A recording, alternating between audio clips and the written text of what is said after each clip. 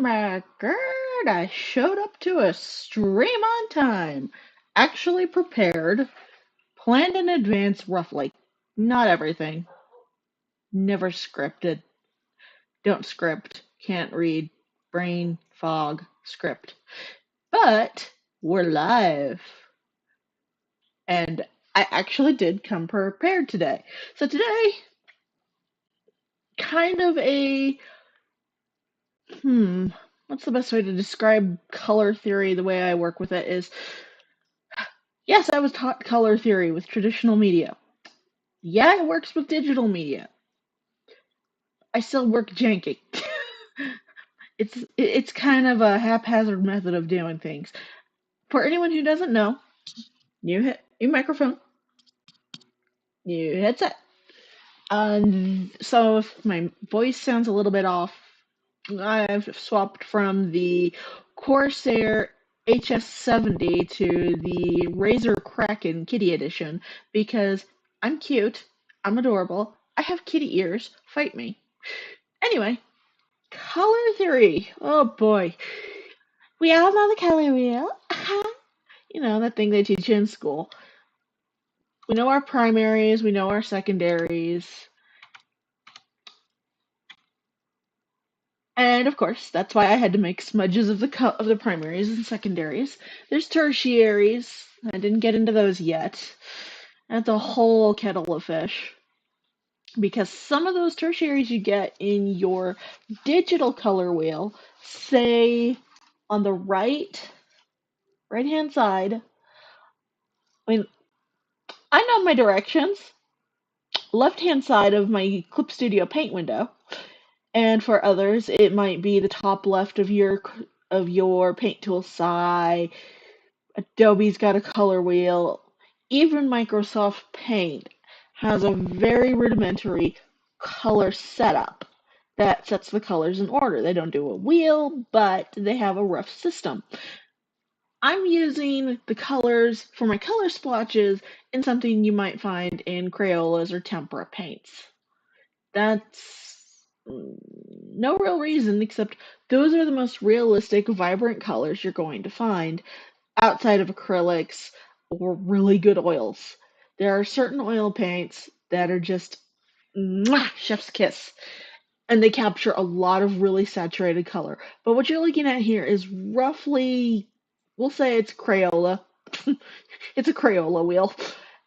Or in this case, Crayola Blanches, where you've got red, orange, yellow, green, blue, and purple. Those are the six primary and secondary colors. And then, of course, you've got red, orange, yellow, orange, and then you've got yellow, green, or olive sometimes, depends on on certain factors. Then you've got the teals, you've got the indigo. Actually, is a tertiary. I mean, is a tertiary color, and then you've got the color that does not exist according to some folks, magenta, or kind of a reddish purple instead of a deep, rich purple. True purple. We'll call it true purple. And my first bit of advice before you even worry about getting into more hues and shades of each color is I know we're all annoyed, but you gotta know the color blotches and the color wheel. In this case, it's the color blotch. It's the circle of blotch. But there's some tricks that you can use in traditional media that if you're creative with your digital media can do some shading tricks for you. And that's actually abusing the color wheel. So we all know red and orange complementary. Purple and red complementary. Blue, the secondaries always complement the primaries they connect to. Then you got certain colors like orange and blue, green and red, purple and yellow. Those are all across from each other on the color wheel. That's when you start getting into some interesting color physics. Actually, I know I said the P word. Oh God, it's the P word. I said physics. No, it's not scientific physics. It's how color plays. And in this case, when you take a bunch of color blotches, I'm using blotches because that's what I did. I'm sorry, it's not fancy, but I needed to be able to show you something. When you look at the circle of colors and the color wheel with just the primary and secondaries, there's colors across from each other. Those colors can actually be used together, and this is something I picked up in college. It's not something they taught me in high school, which they probably should have because it's so freaking basic. They should teach it in elementary. And that is taking the colors across from each other on the color wheel, like so, and swapping them in a better fashion than this can have an interesting effect. Now, in digital media, you need to mess with transparencies for this to happen, but in, say, paints or colored pencils, this will play itself out, and you just need to know how to control it. Oh, uh, it's great. What happens here is when you take a color opposite the other on the color wheel, it's not a perfect gray, but you say you take purple and yellow. I've actually worked with these two together. You take purple and yellow and you mix them to varying degrees. They gray each other out because they're on the opposite side of the color wheel, so they're kind of balanced. So yellow is a very bright, saturated color, and a natural purple isn't so saturated. It's going to be a lot more of a subdued purple after the yellow's added. It grays them out. It makes them a little bit more neutral. And it's just something that helps with color in terms of saturation, playing with shadow, and how shadows might play with each other. So if you're ever bored and you want to mess with this, just say take purple and yellow and one blotch on top of the other in two layers. Transparency that top layer over the yellow blotch or the purple blotch or whichever blotch is the bottom blotch. And you'll get shades like this. And this is very basic. That's basically making gray with 6 colors. Now, it's not a perfect gray, it's not a true gray, it's not adding charcoal to some kind of white. Like, I'm going to get into micas, and this is because I watch soap making too much. You're not going to get, say, the type of gray you would get by adding charcoal to titanium dioxide in a soap or in a paint, pigment, things like that, because the colors still kind of bleed into each other and there's still pigment. It's not true color. It's not true gray, but it is a gray. It's kind of a way for color to reflect with ambient light. So say you've got yellow next to purple on the color spectrum on an outfit. They run the risk of graying each other out, but they also make each other pop when handled properly. It's picky. Usually you want to work with complementary colors unless you're using an opposing color to highlight, such as taking the quote unquote cool family and adding a pop of yellow or red or orange just for an accent. That's fine. And then of course you get the tertiary colors, and that's usually what you find on your color wheels and we're going digital now, on paint programs, and that's where you get your cyan, you got your horribly ugly yellow greens, you've got your gold, you've got your red oranges, you've got your maroon. That's a good one. Maroon is a real one instead of magenta. You got your maroons, you've got your indigo, and indigo is actually one that's on the rainbow. We're not going to go there. I don't understand that one. But with the color wheel, you get thousands of shades and thousands of colors. So how do you know the difference between, say, blue, true blue, and cerulean blue? Okay, here's where you start getting and mixing in little bits of color to other colors. For one, you want to look at shades. A good location to look at shades is actually Wikipedia. A good Google search will usually bring up the wiki color shades. So you'll find various blues which tend to lean into cyan sometimes. And these are all categorized as families of blue, families of red, orange, green, purple, and yellow. But you're also going to find the black families and you're going to find the white families because white and black also have different shades. For example, there's charcoal black, and then I'm going to get into paint colors. You're going to get into charcoal black, and then you're going to get into Vanta black, which is technically one of the blackest blacks to ever exist. Then you've got Black 3.0, which I just recently found out about on another YouTube, but it's a good one to note. You've got Black 3.0, which is actually a different shade of black from Vanta black. And then you've got, say, Space Black. Then you've got, you follow. And then with white, there's also other colors of white. And this is a very important thing to keep in mind. There's true white and true black, which technically only exist in our imaginations because there's never not light reflecting off something. But we'll say there's true black and true white, and which we'll say is just on the hue spectrum is top of the hue bar and then bottom of the hue bar. No color added. So you've got colors like in the white family, you've got ivory, you've got bone white, you've got actually I recall there's a lace white or similar. There's different whites, and you need to keep those in mind because some colors don't look good with other colors. How do you know what colors look good with other colors? That's where it gets tricky because that's where you're looking at undertones and overtones. For example, a cool undertone and pale skin tone might reflect poorly with an ivory, but it might look spectacular with an ice white. Or say you've got somebody who's not from the States, say they're from the Philippines, you're actually not going to put them in white. You're going to want to put them in a cream or an ivory because the white will look absolutely atrocious.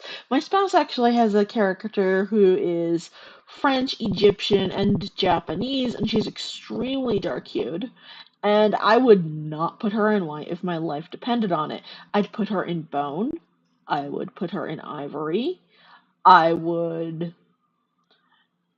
I would certainly actually I would prefer to put her in ivory white. I would put her in a cream, a very faded out cream, since creams do tend to lean into the white family. So say you're going to want to look at bone white.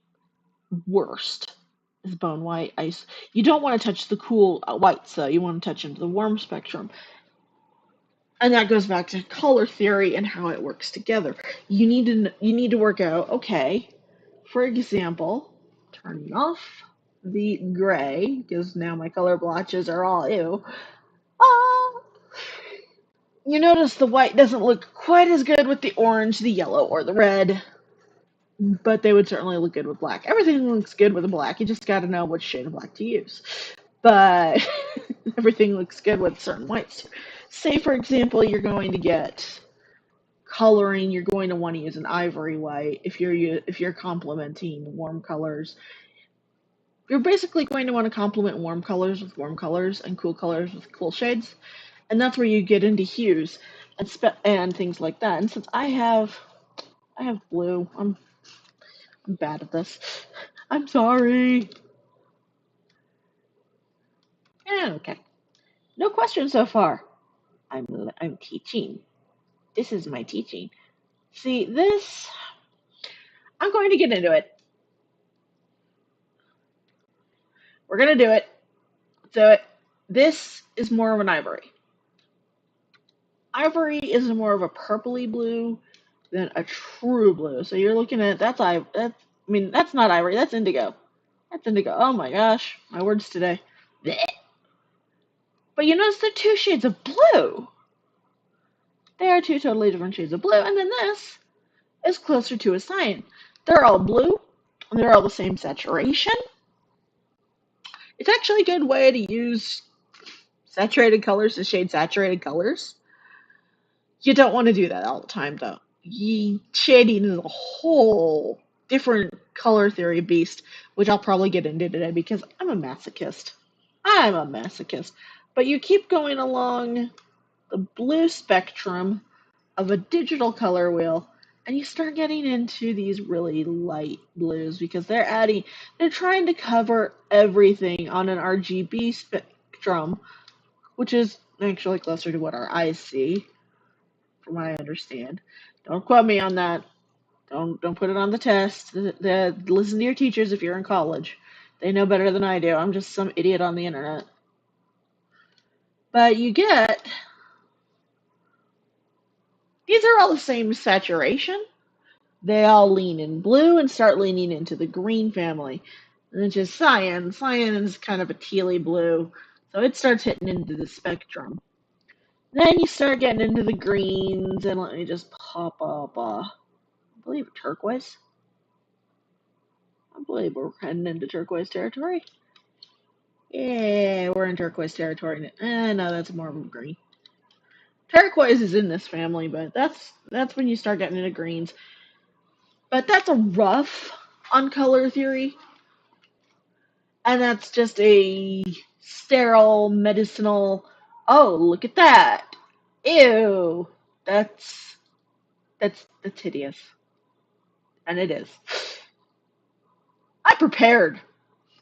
I'm doing character design today for y'all, but part of character design is color theory, and in this case, I'm an idiot who doesn't pay attention to what they're doing some days, clearly. But when I'm not an idiot who's barely paying attention to the world around them because their brain is about the size of a walnut, like a dinosaur, then you're going to be looking at. There we go. Ah, so pretty. Then we get into things like, why do I change colors for my background when I color? And why do I choose a nasty color? Well, for one, I'm less likely to use it. There are times I have used the nastier colors or something. I know, horror. And then there are times where you let it slide and don't do it. Okay, I am not whipping out the palettes this time, folks. We are looking, at least not unless I need to shade too much. But what we're looking at here is I'm gonna try to keep this without going over long. I'm doing a character design for one of my characters. I will probably add decor as we go. That's just how I function. That's my brain. That's part of how I art. Heart, heart, heart, heart, heart. I'm pretty sure you're just here to listen to me ramble while you're doing something in the background like making dinner, which is perfectly fine. Have a good dinner. Tell me how it is. I'm hungry some days. But, yeah.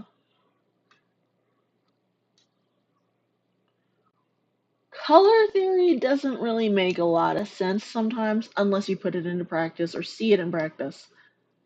So you can hear someone say, blue and red make purple. But some people are kinetic learners. A lot of artists are kinetic learners. Some of us are also the village idiot. I happen to be the latter, the village idiot. But I try.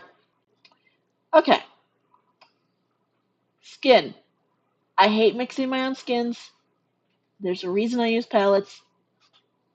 Skin tone is one of those where you can easily go way off in a weird direction because, how to put this? Most skin tones are basically generated by melanin in skin. More melanin, we know the drill. But that does mean we can't turn around and use the. Why did I ink that way? Welcome to Idiot Hour. But that does mean we can't use, say, if we're trying to make somebody a human, you're not gonna see a purple guy. You might see an orange guy. You might see a blue guy if they're in a certain diet. And I have seen pictures, but it's not pleasant. But you're not going to see it with a normal diet or anything like that. So do keep in mind there are dietary reasons for somebody to change skin tones into something neat, or they have tattoos. That's something to keep in mind. But when you're mixing skin tone itself and you're trying to get things just right, you're looking at sticking between reds. And the red family leaning into yellow for warmer tones, leaning into violet for the and maroon for the cooler tones. And I am gonna admit, I am not the best at that.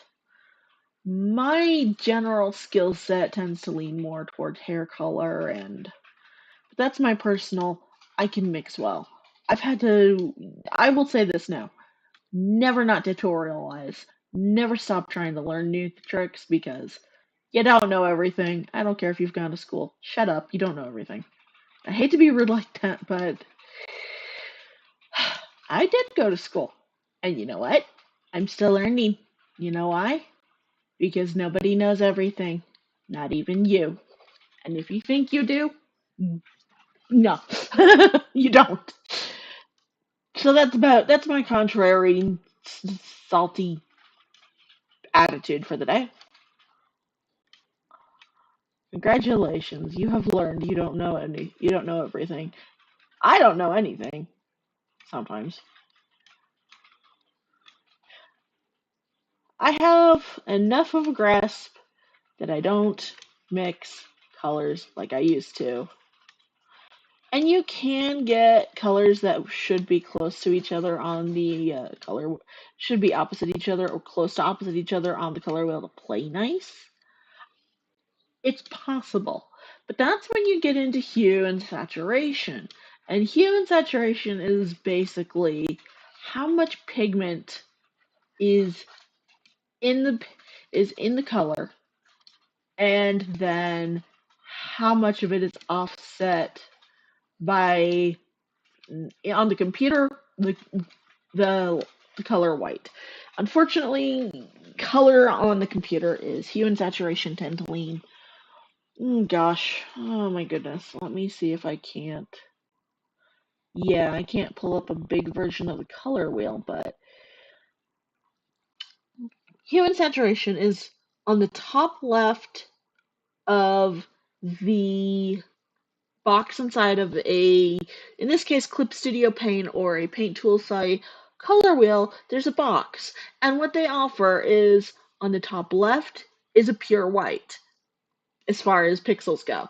And on the top right is the most saturated form of the color on that position on the wheel. So between those colors, you get different shades. And then you've got at the bottom, you've got all the dark versions. And your colors do change depending on how much white and black is available. And the way it works on the computer is it tells the monitor basically, and this is getting a little bit into techno babble, your monitor has three little dots that it uses to light up to tell you how much color and saturation is available. And it's a little bit easier for me to reference the dots by what they are. One color is basically your monitor is RGB, sort of like the cones in your eyes. Not everyone can see RGB. That's okay. If you're colorblind, don't feel bad. Don't feel bad. You guys have enough issues. You don't need me. You don't need any more. And I honestly say, if you're colorblind, you can still learn. I don't believe anybody is incapable of learning because you're used to seeing certain colors gray or washed out, but you might be able to work around it. I mean, one of the visual designers on Minecraft is Dinnerbone, and he's red-green colorblind, and they managed to work out how to give visual cues between redstone and emeralds. And it's not impossible to learn color and how to work around it. I'm sure you guys know how. Dinnerbone was colorblind. That's why they made the shape of emeralds round instead of the same as a diamond or anything. So people like Dinnerbone could tell the difference between emerald and redstone. Minecraft has always been very much a colorblind and disability friendly game, at least as far as I can tell. They try to work with as many people as possible. So don't be afraid to try to experiment with color, even if you're colorblind. That's the takeaway. You can do anything. So saith the half blind moron. Eh, ignore the spouse if you can hear her. She knows nothing. She does not know what she's married yet. And she's been married to it for a few years now. I worry about her. Don't you call my shit. You know I'm nuts. But anyway, color. We all know I'm nuts. I'm almonds. Possibly cashews. Walnuts? I don't know. I'll figure something out. Maybe I'm almonds and macadamia nuts. I'm a nice fresh nut mix. And I need to stop talking about food. But anyway, yeah, hue and saturation play a lot of a role in color. I'm fairly sure I will end up using a palette in the future to color this guy, so this is kind of more a I'm messing around color-wise plus design work. But until I get to certain points, unfortunately, folks aren't going to learn much. And in this case, I'm trying to work with the kinetic learners.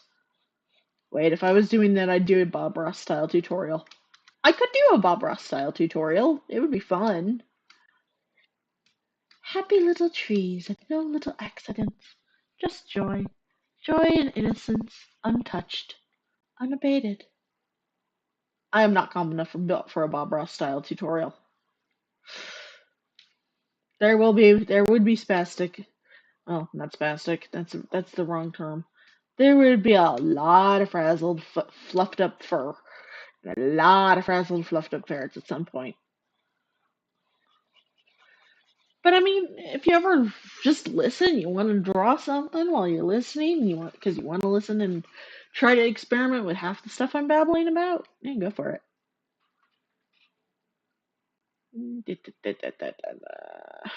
Ice shade so slow. Okay. This is where you get into your first color theory shading. So we all see right where in the reds my poor little boo is. I'm going to take him down a bit. It actually looks like it would work better for his skin. Yeah, looks like it would be. Now I'm actually doing a color correction before I go in with the color to learn. By the way, in case anyone is viewing this and wondering, hey, are you going to do a commission this time? I'm not taking commissions for the stream. I'll take a headshot. I will take. Right now, I'm not.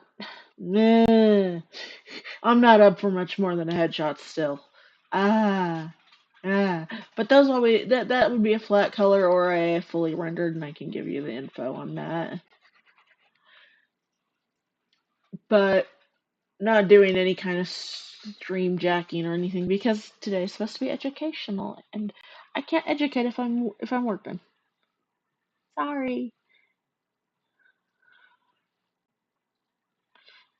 Now, in the shadows depends on your preference. Realistically speaking, shading's going to lean more into the neutrals. But then you got people like me who just don't cotton much to that, and you can make non-natural shading look good. It's possible I do it. Yeah, I'm one of those. But here's the thing. I'm still learning. You're still learning. And I'm also very much that nerd who likes a little bit more color in their art. I'm a little bit more of a pop of color, let's go, than a hey, this art is realism. We must always do realism. Always. No, No. I have issues with that. Just because my style is a weird combo of anime realistic does not mean I'm going to shade realistic all the time. Ugh. Blech. I have some issues. But it is something that is useful for other people to learn. So, don't always do what I do unless you really like what I do. And then rip me off all you want. I don't care. I mean, I know people will say that's tacky, that's wrong, that's not mature. Me. Here's my attitude though. If you like something and it helps you, and you don't do a complete rip off of how they do something, say for example, you like how I shade color, but you want to do something similar, and go for it. But just remember, Creative Commons can't protect you from everything. Like if somebody says, "I add 3 points this and 3 points that," and blah blah blah, and you don't credit that, I still believe you should credit, but that doesn't mean you shouldn't be using something to learn. Like in my case, I don't mind you learning, I don't mind you using, I don't mind, but make sure you credit. There's actually another good reason to learn to mix your own colors, and that is commissions. I love to use palettes for my characters because it helps me keep them consistent. It helps them stay them. And I could make my own palettes, and I should, but let's face it, sometimes it's really hard. And sometimes you just don't have the patience. But you should not use them in commissions unless you have all kinds of permissions. So I actually try not to use palettes when I do my commissions because I don't want someone to say, "Hey, you ripped me off, you bastard." What I'll try to do is I will always try to do, if you give me specific colors that you want cherry picked, I will use those. But I try to mix my own colors otherwise. And I do a lot of eyeballing. A lot of eyeballing. Which is not as bad as everybody says it is. If you've got a knack and say it's easy for you to eyeball, there's nothing wrong. That doesn't mean somebody should tell you, "Oh, eyeballing's wrong. You're doing it wrong." It's art. Art is just the best description I can say is my whole tutorial is just basically technical advice and tips. It's the best way to put it. Tips, ideas. Why? Why is it better that it's tips and ideas? Because art is still your personal self expression. So, say you want to shade something with, say you want to give someone lime green skin with purple shading, fine. I'm not gonna like it. Please don't right blind me. But it's something you can do. Just because it's not everybody's cuppa doesn't mean it's not your cuppa. And I know there's a lot of people who will say this type of art's bad. If somebody is getting hurt, then yeah, it's bad. If it just offends you on a moral level, dude, check yourself. And that's why I'm usually pretty chill. Like I said, I don't mind if people basically rip off how I do something, or if they want to experiment with a version of what I do. You're learning. We're always learning, and please don't. Actually, this shading's turning out pretty good. Please don't be afraid. And yeah, the shading's turning out pretty good. I'm actually leaning a little more towards the saturated side when I start going down, but there's still that, you notice there's still that closer to a more blue, rich, cooler tone to neutral tone. I want to say it's a cooler tone, but what do I know? I took color theory 10 years ago. That's why I don't have everything perfect. Anyway, I could go into a whole rant about college. Um, that is why you always should be open to learn. And if somebody wants to learn, and they want you to teach. I firmly believe teaching is very good for artists. I don't care who you are, I don't care what skill set you have. If there's something you're good at and somebody says, "Can I learn that?" then yes, you should teach them. It's not about people trying to rip you off every time, all the time, because, oh, you can't figure out your own way. No, there's a lot of tutorials out there from artists who teach you how to do things the way they do to make things look good. Use them. There's assets out there. Use them. And the reason art should learn is art should be passed, art should be shared. For example, and I have learned some things recently, destroying colors apparently used to be a thing. The church destroyed things. I am so mad at the Catholic Church because we've lost a pigment and we're probably never going to get it back. So if you like Egyptian blue colors, sorry. Catholic Church, take it up with them. They destroyed it. They misplaced it. And again, I've also been watching other artists lately, so I've been learning about more art supplies. If you ever want to find a good art supplies channel, check YouTube. There are good ones out there. I can't remember names off the top of my head because I'm a terrible human being, but yeah, it was like what, Ray Dizzle? There's some really good YouTubers I will always Super Ray Dizzle. And the Ray is RAE. Basically, she covers art supplies and art supply history. And if you work with traditional media or you're just curious about art in general without getting into the digital art medium, she is a spectacular channel for learning about art supplies. I have learned about art supplies that I want and reasons I will never get them. She's where I've learned about Black 3.0, Vanta Black. There's all kinds of colors. And then there's the colors that are out to kill you, like Cad Red. Oh my goodness. Okay, I can get into a whole rant she didn't touch on.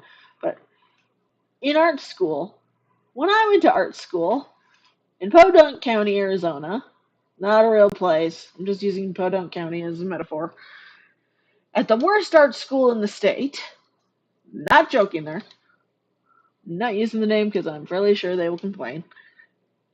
I don't want to hear complaints. Yeah. One of the colors we had to take into our painting class was cadmium red. We had to have. They literally went Bob Ross on us. We had phthalo blue, which was gorgeous. We had to use cad red and a few others, but I remember learning about cad red and thinking, "Oh God, if this gets on me, it's going to kill me." And they didn't teach you to use gloves. It was just literally a paint this. This is the subject of what your painting should be about for this assignment. There were some pretty trippy paintings. Like, trippy. Like, painting fears. Oh God. Oh Lord. Advanced painting, I want to say, is you don't after you stop painting the still lives, you start getting into the freehand stuff. Oh my goodness.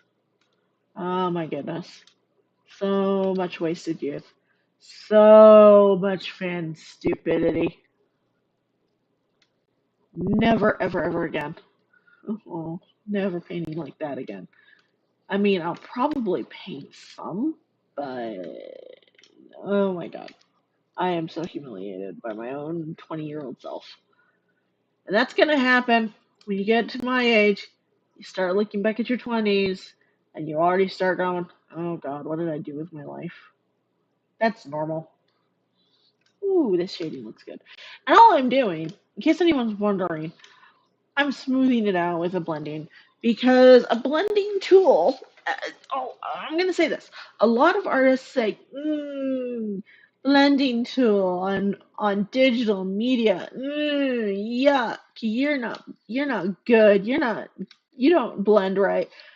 I'm gonna say this. If I'm not blending right, why do I have a blending stump in my art program, dingus? That's my argument. Blending. Totally different from color theory. But that's part of why you have to shade properly when say you've worked with the way I do. A blending stump takes two hues and takes two colors or two shades and smooths the transition. That's how you're supposed to use a blending stump. That's how you're supposed to use a blending tool. It doesn't mean that it's bad. It doesn't mean that I'm less of an artist because oh, you're using the blender. You're using the blur. Oh no, shush. It's actually really helpful. If you've learned to work with traditional media, like I did, as you do, and you're working with something that's really persnickety about blending, then it's a good idea to use the blending tool. Sometimes the blending tool might make things look a little less than ideal, and that does happen. I'm not saying it's a perfect tool. I'm not. But it is one of my favorite toolboxes because I use it for what it's for: blending, smoothing, working with the color. So I'll say the reason you have to get the colors at the right hues, the right everything is if you use a blending tool, it makes the whole process look a lot better. And I'm not saying artists who don't use it are terrible artists. They're probably better artists. But this is what I find works. And that's how art usually is. This is how this works. This is how I like to do things. Doesn't necessarily mean you have to do it this way. And now for hair. Goodness help me.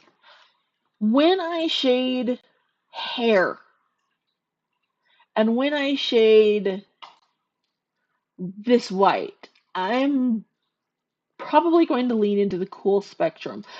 But if you're coloring a realistic sort of platinum, you're actually going to go into a different direction. Realistic whitish platinum hair is a warm color. It's a very faded out, pale. Excuse me, keep that as quiet as possible. It is very pale, it is very light, but it is a very faded out blonde. It is very close to pure white, but it's not quite. It is a good color for, say, you got a platinum blonde character, then yeah, you're going to want to use that color. Is it a true white? Yeah, sort of.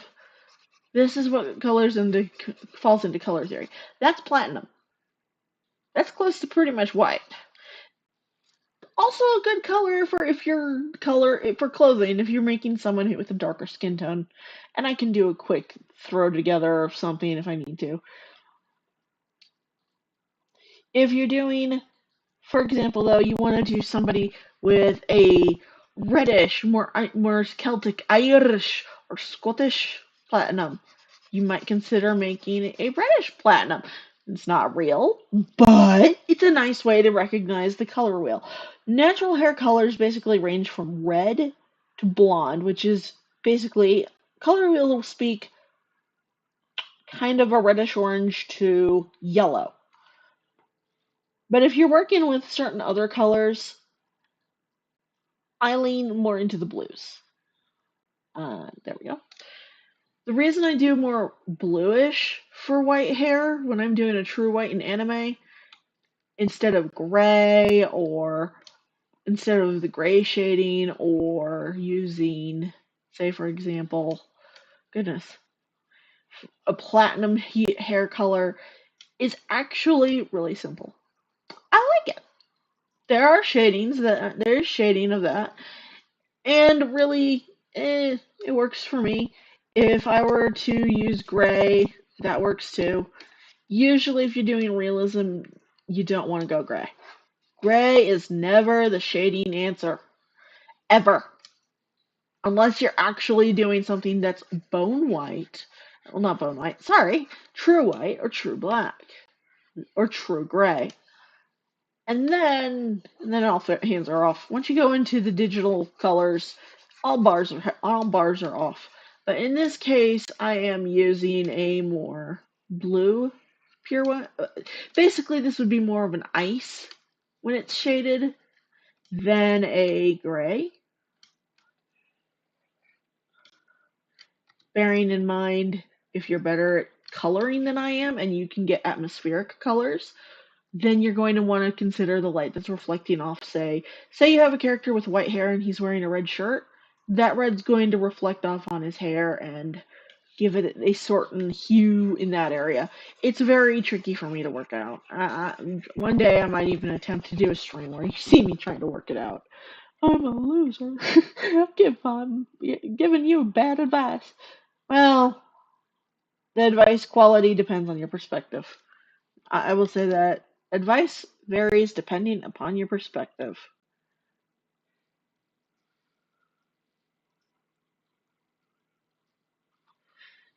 And let's see. We are into the hair now. Now that we're out of the color theory and all that. Anyway, now that I'm done prattling for now about color, which I think I've done, oh my gosh, I checked the stream time. 46 minutes talking about color. I thought it would go more for about 10 minutes, but no, I can talk about color for longer than I thought. Okay. I I'm an artist. Oh, I'm something. Probably full of something. But, if somebody's getting useful tips out of it, then hey, I didn't waste my day. And they didn't waste their day. Nobody's day is wasted. Well, maybe. Who knows? Anyway, haven't watched the news of late. How is everyone doing? Anyone around? Anyone lurking? Unsure? Unknowing? Do I speak? Tell Sammy to get her butt in here. Sammy needs to get her butt in stream. Oh, so she's asleep.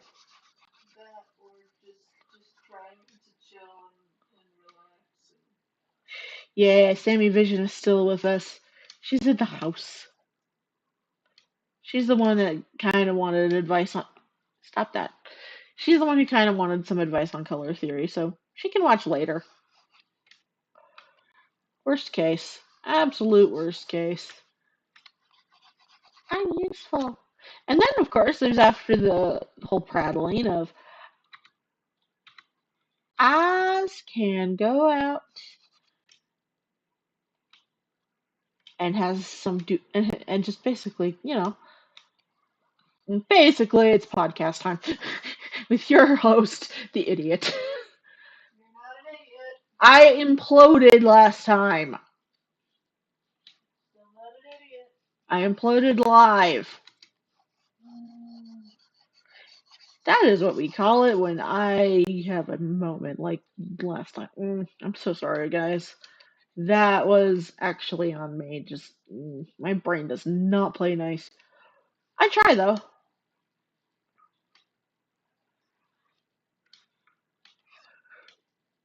But anyway, hopefully everybody's doing okay.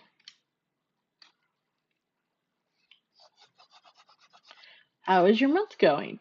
Are you looking forward to Easter in April? Have you contemplated doing something new? There's all kinds of things you can do. Say, for example, if you're an artist, maybe pick up a new medium to try. I highly recommend painting. I took classes. I love it. It's something I always wanted to learn when I was a kid. And when I finally learned and realized that they didn't exactly teach technique, they just put you in front of a still life and said paint for the first 2 semesters. Then you kind of go in and it's like,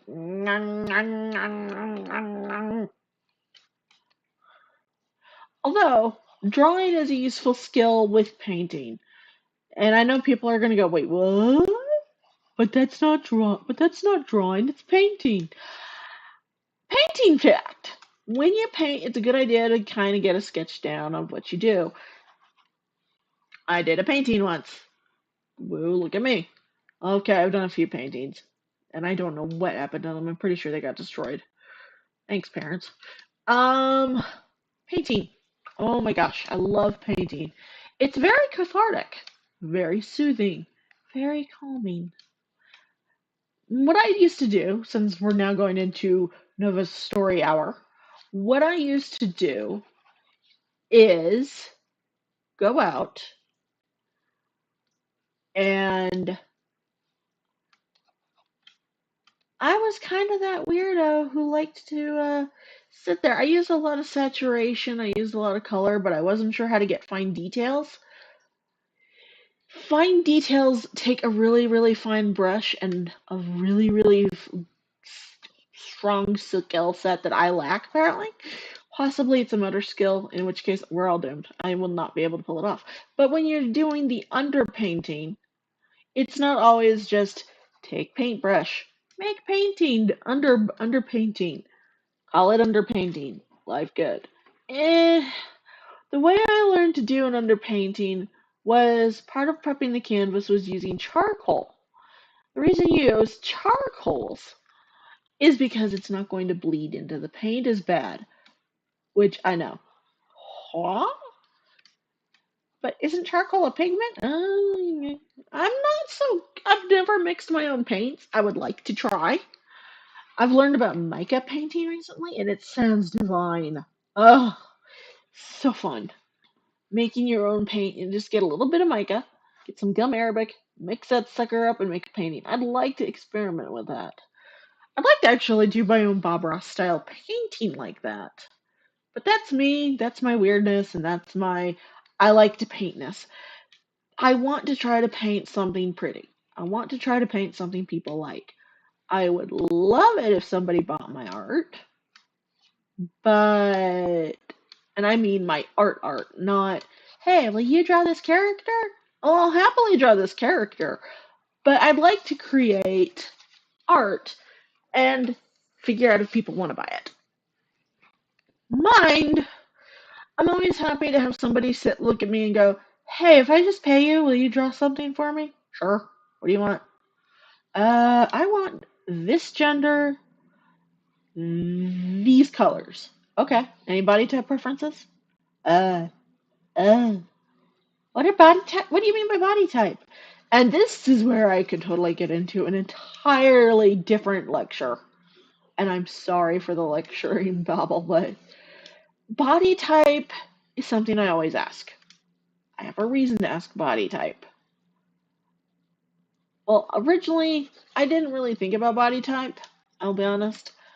To go into a non teaching talk, I didn't used to think about body type much. It was always just the typical girls do hourglass, boys do rectangles. And that was basically my brain going, this is how the body is. Then I started getting more into body types, shapes, and all that. And I actually enjoy working with different body shapes and body types, so I'm trying to diversify my character set. Like, oh goodness.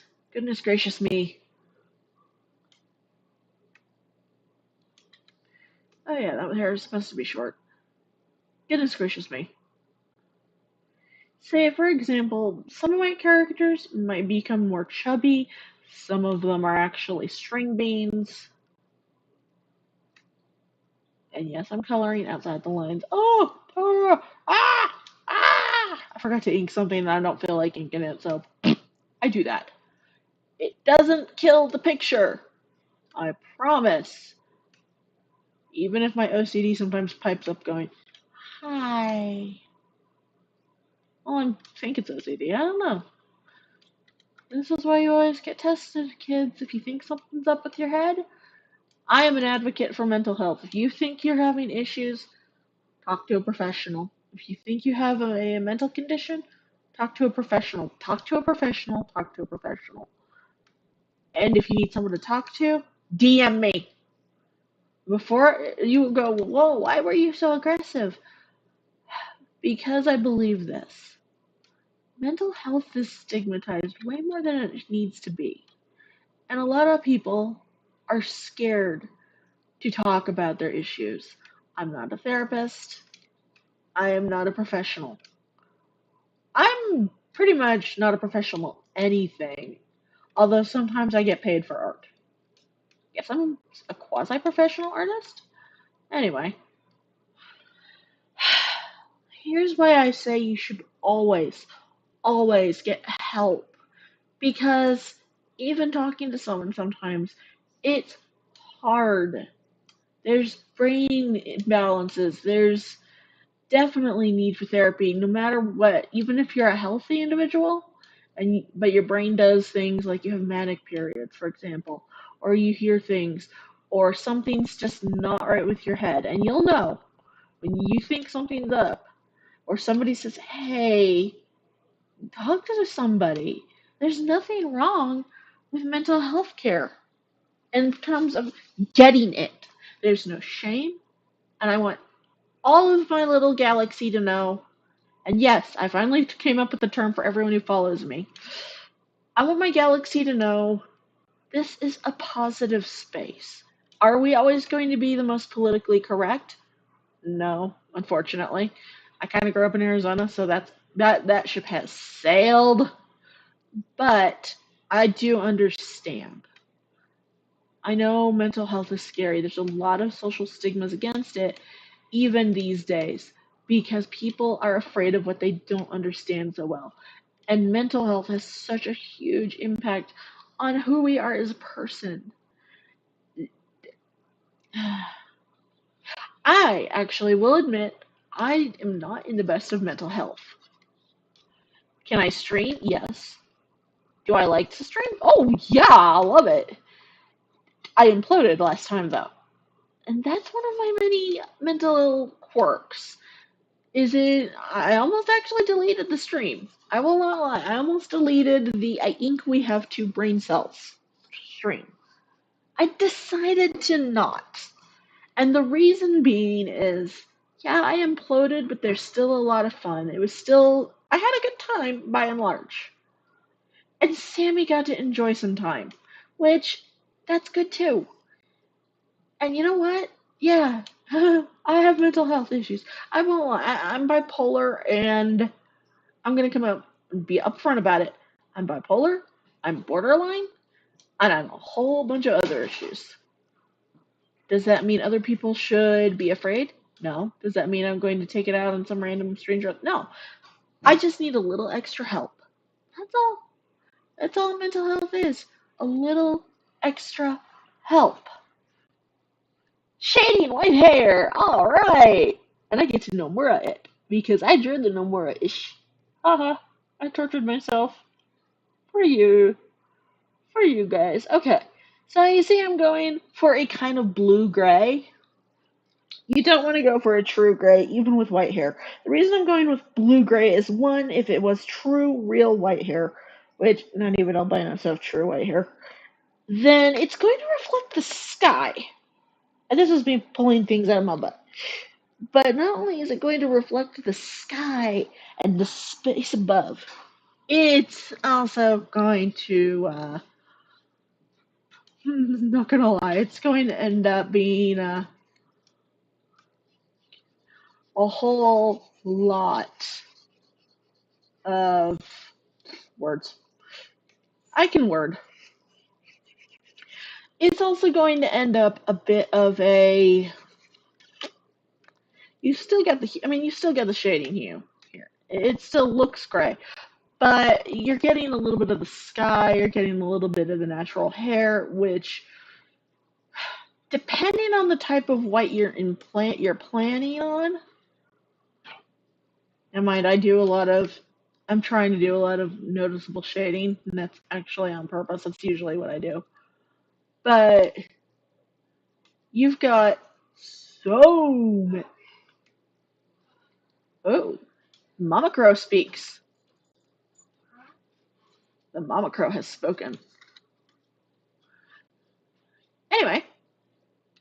a lot of shading is you're gonna notice in bright sunlight, not even direct sunlight. If you're in the desert, you know what I'm talking about.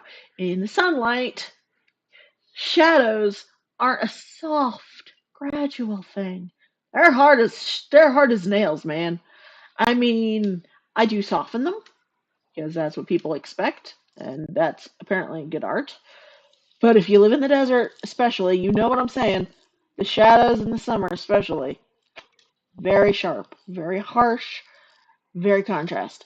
But you don't get true gray. You don't get true anything, really.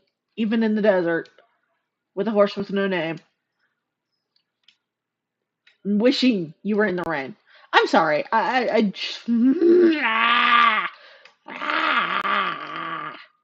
Desert.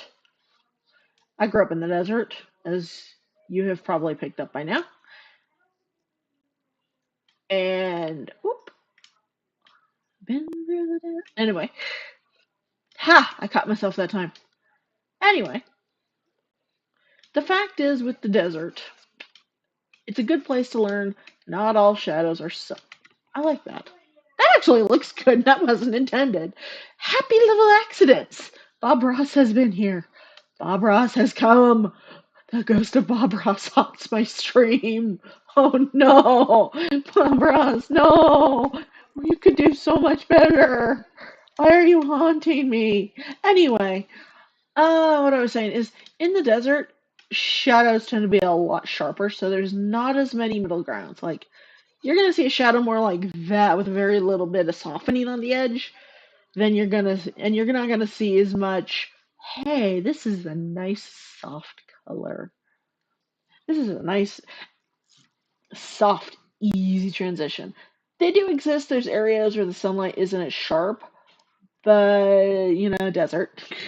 The desert is bright. The desert is hot. There's a reason it's hot. I've been through the desert on a... I've actually been through the desert. I've ridden a horse in the desert. But she had a name. Her name was Dolly. She was a good horse. I did not get free rein. The one time I had free rein over controlling a horse. Okay, this is the story of how I fell off a horse. And I'm not even joking with that. I have fallen off a horse, and it sucked. So, I'm going horse riding with some cousins on a military base, because I have relatives who were in the military. And we were visiting, and I was allowed to spend the night, and I was going to go horse riding the next day. So we go to the horses, and I am psyched. I have never ridden a horse. I want to ride a horse. I'm going to ride a horse freeform. And it was going to be great. And we're all hyped. We're all ready to go. These were actually awesome cousins. I miss them. I miss them dearly. These were actually fun cousins. We had fun. And we go out into the desert. I mean, into the stables, and I get a horse, and I was like, I've never ridden a horse before, and I want a good horse. And they're like, okay, well, we've got this good horse for beginners. His name is Coke. Okay, because he was named for Coca-Cola. I am down for that. It was cute. I don't judge animal names whatsoever. And they get me up on the horse. I'm sitting on the horse. We go out, and I'm coaching the horse along the trail. I'm having a good old time. I mean, oh, I love horses. I won't lie. I'd love to go horseback riding again. And all of a sudden, we're riding, and I'm debating getting this horse up to a trot because, ooh, I'm getting better at this as we go. And next thing I know is we're going along. Uh, Saddle go flip. And saddle meant go flip meant I fell off the horse. I've been riding this horse this entire time, and there's something horses do that you need to understand. Horses don't like saddles usually. If a horse is not saddled properly, the saddle won't fit. And what horses will do is they'll inhale, take a deep breath, hold that breath while you're strapping on the saddle, and then exhale when you're done. And we thought, and I'm thinking, okay, they know how to saddle a horse. This is a military. These are trained professionals. I'm having a good old time with my cousins. We're gonna ride a horse. We're all riding horses. And this horse inhaled while he was getting saddled, and I fell off the horse. We fixed the saddle, I get back on the horse, and we managed to get back. And I'm just this whole time like, I fell off the horse. Oh, it was looking back, it was hilarious. At the time, I was just like, what happened? Unfortunately, poor Coke died of a heart attack. I got the news. I loved that horse. I only rode him once, but I loved that horse. I wanted to ride him again. I got told the horse died, so that was sad. I mean, he was a good horse for all of his stunts. I kind of wasn't surprised. He didn't hurt me. He didn't. I wasn't hurt. I didn't break anything. I had a good time anyway. I just fell off the horse. This happens. So, a bit of advice: if you saddle a horse, you can work with a horse that inhales and tries to hold its breath while you're saddling it. You're supposed to gently knee it in the stomach. I know that sounds terrible, but this is what I learned. There's probably better methods now. Ask your local horse stable, but you gotta nudge them in the tummy. They'll breathe, and you can get the saddle on properly, and it's not going to kill you or them. You don't want to hurt the horse. Never hurt a horse. If I find out one of my little galaxy has hurt the horse, Daddy Star is coming for you.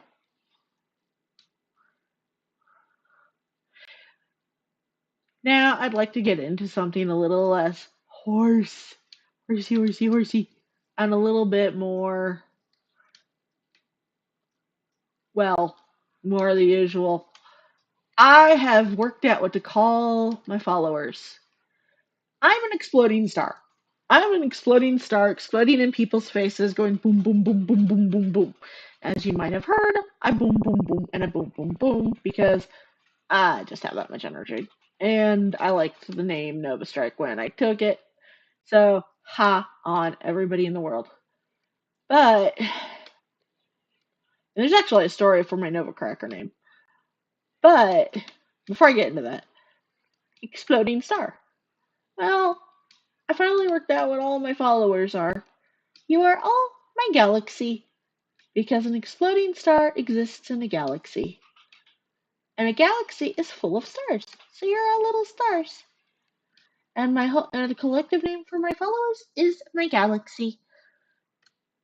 Congratulations, you've all made star status. Go register with the IAU. No, don't really. Oh gosh, I don't want to have the IAU coming for me, but yeah. You are all my little stars, and I swear to God, if the IAU ever named something after me now, I would die. They won't. I'm lucky. I'm not. I'm nobody. But you know. And in case you're wondering who the IAU is, they're the ones who name stars and planets and things like that. So they usually try to go for a certain caliber: myths or scientists. The typical cadre of scientists, philosophers, historic figures. Like, we've got an asteroid Pratchett named for Terry Pratchett. So you get writers in there. I am not famous enough for a star.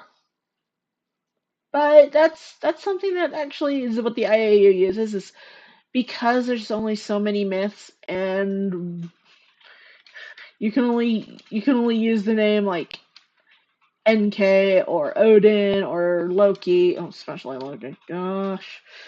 Oh, there's a story. There's an adventure. Loki.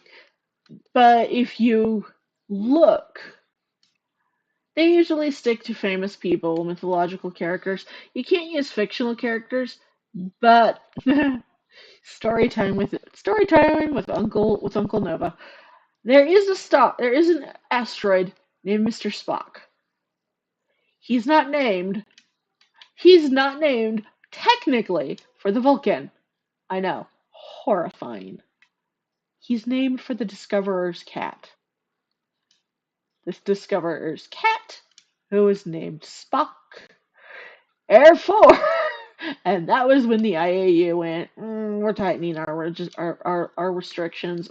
Yeah, Yeah, sorry. Yeah, you get away with it this time, but yeah, no one else. So that's why we have the asteroid Mr. Spock. And if you're ever making a Sailor Moon character and you name it Mr. Spock, you're a hero. And I want to see this character's design. If you want it designed, I'll do the design work. Cheap. Normally, I would charge over 100 for a Sailor Scout design or something, unless there's a specific condition. If anyone from Men's Shop is listening, if you get my art approved for a make your own slot, I'm willing to work at discounted rates. And that's because I know people like make your owns, and I don't. I would probably take one make your own a month, but yeah, I'm happy to if you can get my art approved for whatever reason, and you want me to do the design, I'm happy to do a design. If you don't work in Moon, if you're not in Salem, if you're not in the Moon Shop, but you want to make a Sailor Scout based on this, Mr. Spock, well, hit me up, man. I'm still willing to work with you because that would be totally awesome, and I want to see this character exist. I am a weird person, okay? Although what's interesting is the IAU doesn't care what country a famous person came from. There is actually several asteroids. See, there is Gagarin, first Yuri Gagarin, the first man in space. And then there's Neil Armstrong, there's Buzz Aldrin, there's, oh gosh, who else? I mean, you've got the typical, like, Kepler and all that. But it's very interesting because you get a lot of people working in astronomy that they'll start naming each other after things like Shoemaker Levy. That's actually naming after people. I learned that one in middle school. Oh gosh. Oh, we're getting into the old stuff now. But space is just very, like I said, if you're looking for designs, I do those. I'm happy to do those. Hmm. Maybe I should offer your character here. Hmm. Maybe I shall. Maybe I shall. Of course, then I hear Sammy already across the house going, "Stop cutting for my money! Save your damn money, Sammy. Unless you really, really, really, really want me to design something, then go for it in Moon Shop. Or somewhere else, get rid of it. Because I'm happy to do designs. I'm just kind of lately been blah. My brain's just blah. Go. Puddle. Mm-mm-mm-mm. In case anyone's wondering, yes, I'm still planning to discuss more color theory. Don't worry, you're fine. You're not losing out. Unfortunately, when I shade, I take a lot of time, and there's a reason. I put way too much detail into shading. I actually enjoy detailing out my shading when it's appropriate. Terrible confession. But it's kind of cathartic to sit in there and just start pulling out all these details from the shading without actually inking it, because some things are such fine, tiny details that if you inked it, it would look too chunky. This is a thing that is possible. I hate it. That's why I actually don't always add lines to an outfit to add detail to it. So if you want something simple, I can do simple. I like to sometimes just shade and pull things out and just go nuts. So that's a thing. I mean, I make myself go crazy, but it's worth it actually. It's in the right mindset. It's actually very calming, very soothing. Okay, next color. And in case you're wondering why the color differences in each shade are so drastic, it's because I am working with three hues: the normal tone, the mid tone, and the dark tone. I don't shade highlights too often anymore. I can, if anybody ever wants to see me do a shading tutorial. Oh my gosh, I'd start with the ball. I'd have to start with the ball. Oh boy. I can do a shading stream. That's not a problem.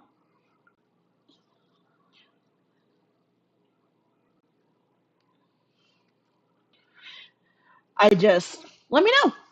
I am happy to get into some of the stuff I do besides color theory. The color theory is actually a request.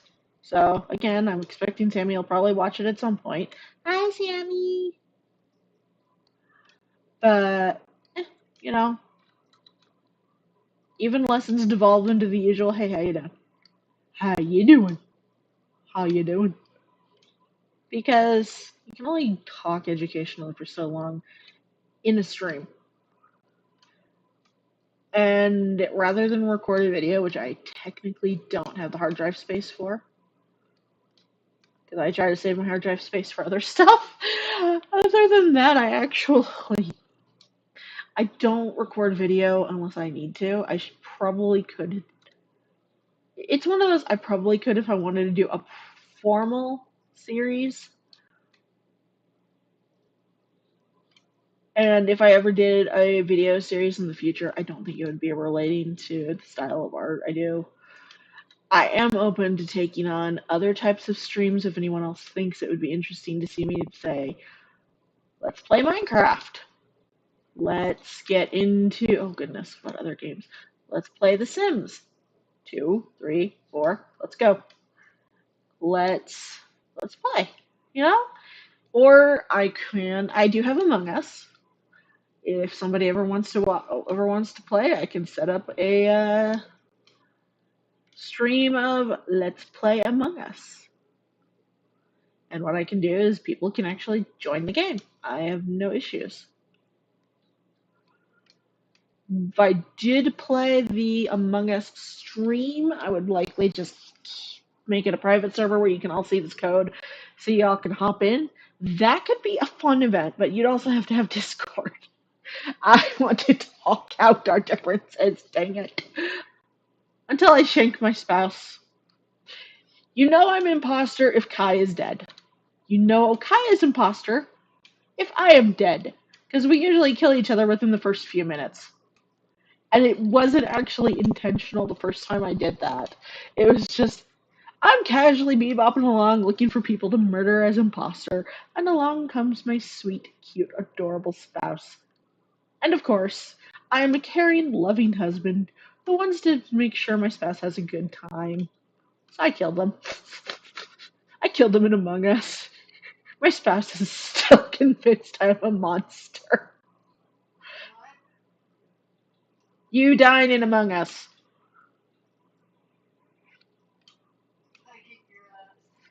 You have kicked my butt. Not right now. I mean in Among Us.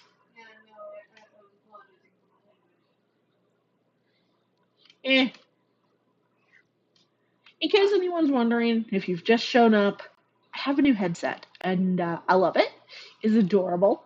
It picks up everything, so if you hear my spouse, let me know. I want to know. Because if you can hear her, maybe she might be able to commentate directly to people.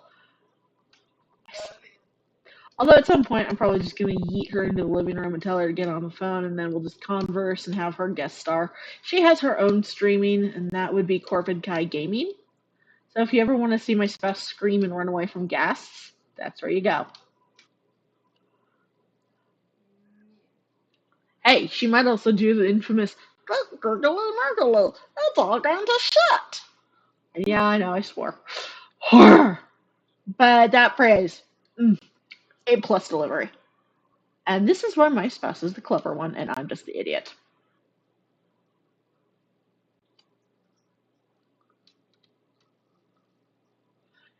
See, I stream for fun.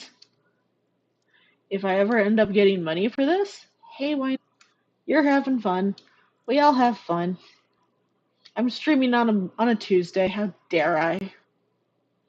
Is it Tuesday? Oh gosh, I don't know what day of the week it is anymore. The world is topsy-turvy. Nothing is as it should be. The sky is brown. Actually, thinking on that, that is an interesting thing I've learned recently. The Greeks did not have a word for blue. They saw blue, but they didn't have a word for it. That's why they refer to the ocean as night, because there's no word for the color blue in ancient Greece. I mean, nowadays they know it. I mean, they know it existed, but they didn't consider it a color. certain countries and historic civilizations didn't have certain colors. And I find that actually fairly interesting.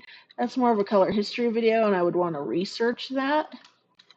Nobody wants me to do an educational video like that.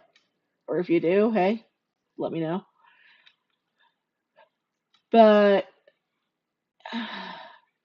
there's a lot of interesting things about art and color that I feel people miss, even in college, because college is there trying to teach you how to make art and sell it to a gallery, how to run a gallery show, how to get. I mean, to graduate with my bachelor's, I would have had to set up a gallery showing at my college and actually show my art and create art specifically for a gallery. And it's like, I understand putting art in a museum is important. We want to keep the culture scape of our world going. But there is still more to art than just, I've painted a landscape with a lady. I've created art of this myth. Like, I'm gonna get into one that actually is I'm gonna just hold up my hands now and say, I can't remember the artist. I will say if you look up this painting, it's a bit on the graphic side. That was the style of the artist. It's actually not one of my favorite paintings, but it's one that still sticks out in my head. It is an illustration of a Greek myth. So, it's going to be a little bit on the disturbing side, no matter what you do. And because before you ask why, let me give you one word: Zeus. But this is just a heads up because I do try to normally stay fairly wholesome, but this is an art thing, so sadly, art is never wholesome. Art is never wholesome unless it's non-commercial or non-gallery art. Saturn devouring his children. That is a form of art. Of course, you can. I don't remember the artist, but I do know if you want to get into more of an arty farty stylistic artist, you might actually want to try looking into Dada, Surrealism, and early modern art. The reason I say that is it's all so very different. Like, we were talking about Salvador Dali last stream. Dali is the name people think of when they think of surrealism because he's the biggest. I mean, he painted clocks melting. I don't know why. I don't remember what it is. Frankly, it makes me think he was on something. I like Dali's art, sort of, but his surrealism is not as good as others.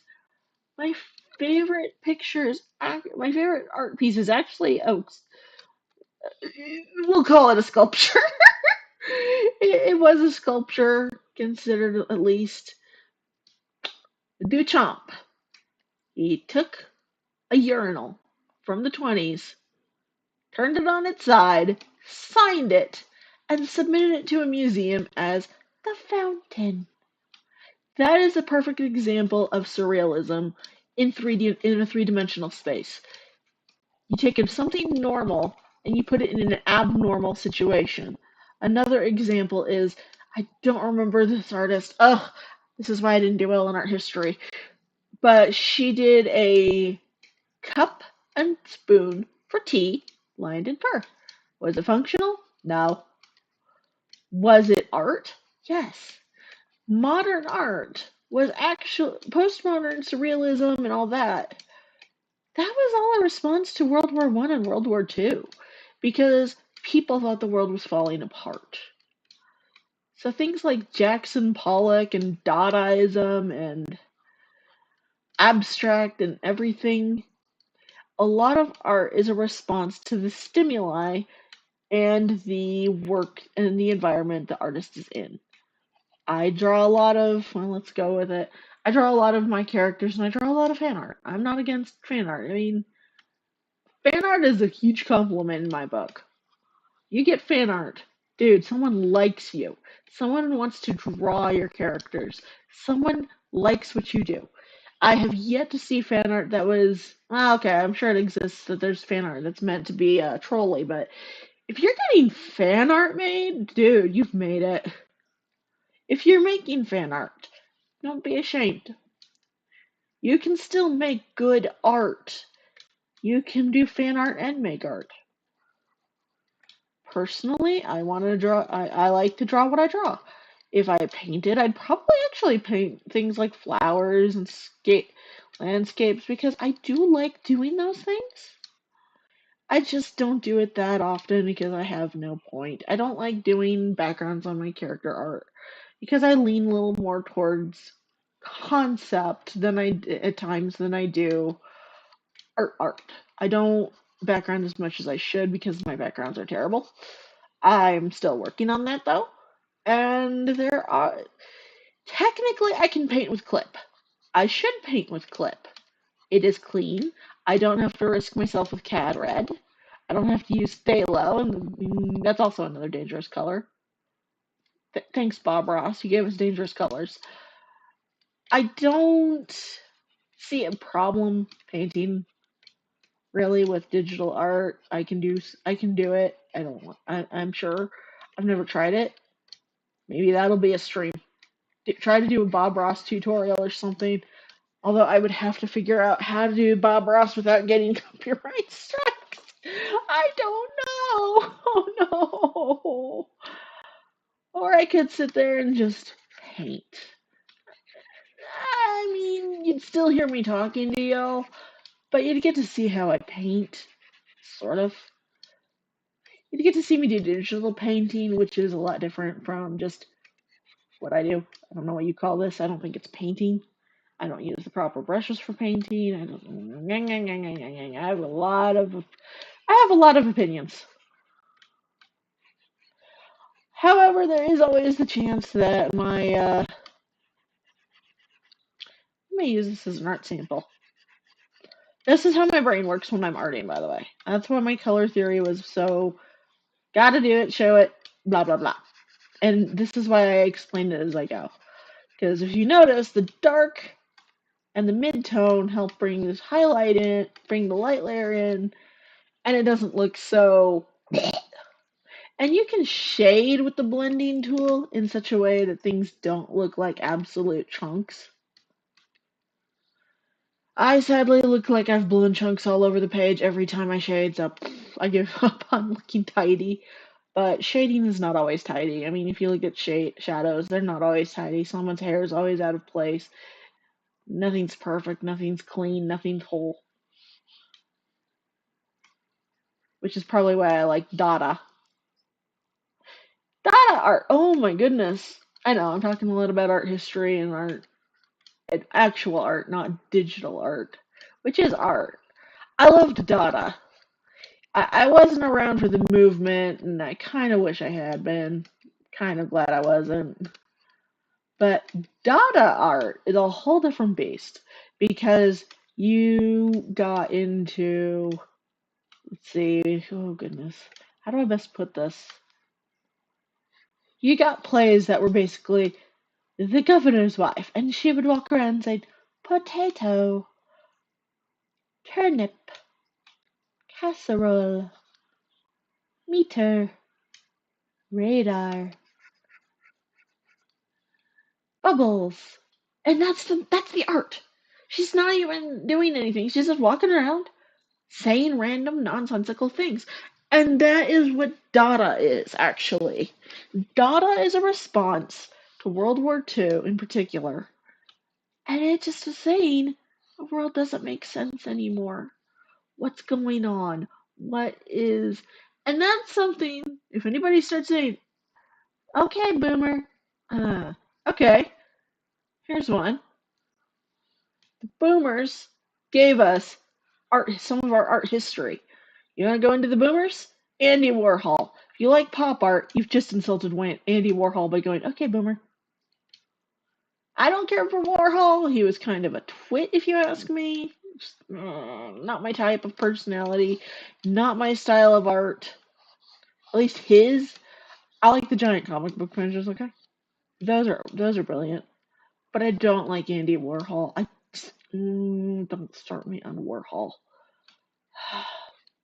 But I don't think he deserved the death he had or any. I don't wish harm on him or his family.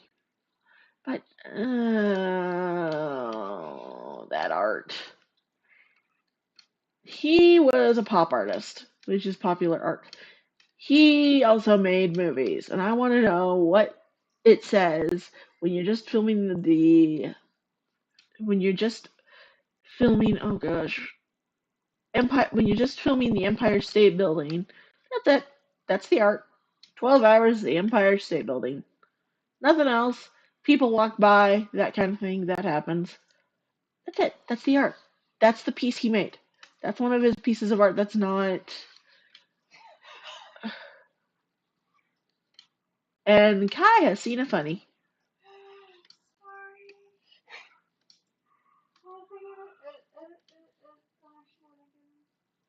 I mean, in fairness, is anybody in the stream?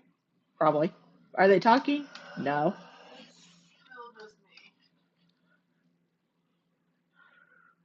I mean, it is a what day? Monday, Tuesday? And it's a Tuesday. Hey! I actually said it on a Tuesday for once. It's a Tuesday.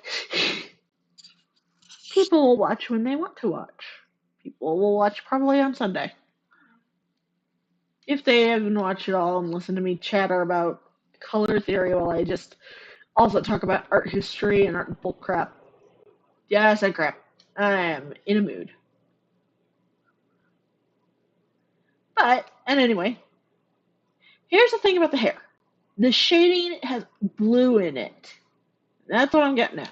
It's not a true gray. This is not true gray. A true gray would actually be a lot more matte. Ain't good enough. This is not the easiest hair color to shade. Won't lie to people and say, that was so easy. No, you saw me just sit there staring at it going, bleh. I'm not going to say color is easy. I don't always get color right, and I've had people color correct on me, and I'll just sit there and stare at them like, but that doesn't look right. Or I will get the color right, and someone else won't, and it'll be like, do you not pay attention? Good ma'am? Good person? No. Okay. Here's where we get into fabric. What I'm about to color does lean in the black spectrum, the true black, because no matter what you do with black, the color black is going to show up in ink with a hue. Charcoal's kind of warm. Certain blacks are warm, certain blacks are cold, just like every other color. I'm using neither. I'm using quote unquote true hues because it's a computer, so we don't have the pigment. And that's something that people will need to consider when you're working with paint as opposed to digital media. Hello, one, if you're a painter, or anyone who works with traditional media, two, you are a godsend to this to our planet. All hail. Three,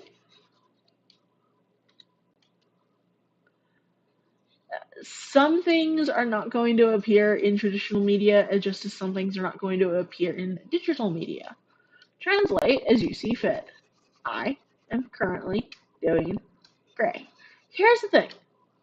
If I was painting this, and this is what's important to note, if I was painting this, I would probably go for the traditional Winsor Newton black, and I can actually look that one up. There's a few blacks from Winsor Newton. They're great, they're wonderful, they're amazing. Let me just pop it up because I don't remember all of my college colors, and unfortunately I lost my paint. And it drives me nuts because I had a whole thing of paints and oils and brushes, and it was beautiful.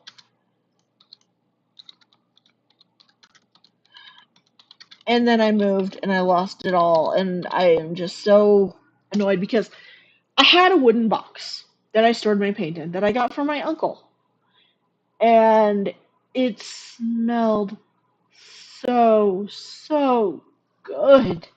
It smelled like paint cleaner, which sounds like a stupid thing to enjoy the smell of, but yes. Oh yes. Oh yes. Oh yes, please. But the thing is, I lost that, and I want to get that back because I had good brushes. Darn it! I'm still looking. I will pop up the Winsor and Newton black in a moment because there are differences in different blacks. I'm familiar with the one produced by Winsor and Newton. They are good paints. If you can get better paints, do it. Always go for the best that you're willing to pay for. Lamp black. That's what it is. It's kind of a warm black, and I don't care for it all the time. But if I was using oil paints, that's the color I'd use, and then I would use titanium oxide white or whatever color they have for white these days. Whippersnappers. I would use that. In this case, now bearing in mind in this case too, I'm gonna try something.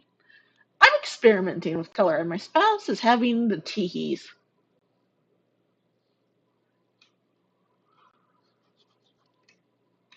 I married a giggle.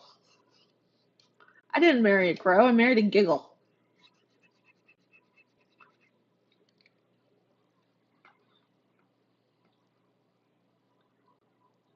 What are you giggling at? What were you giggling at?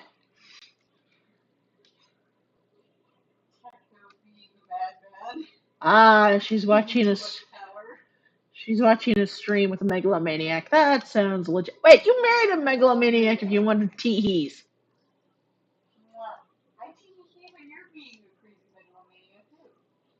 Me?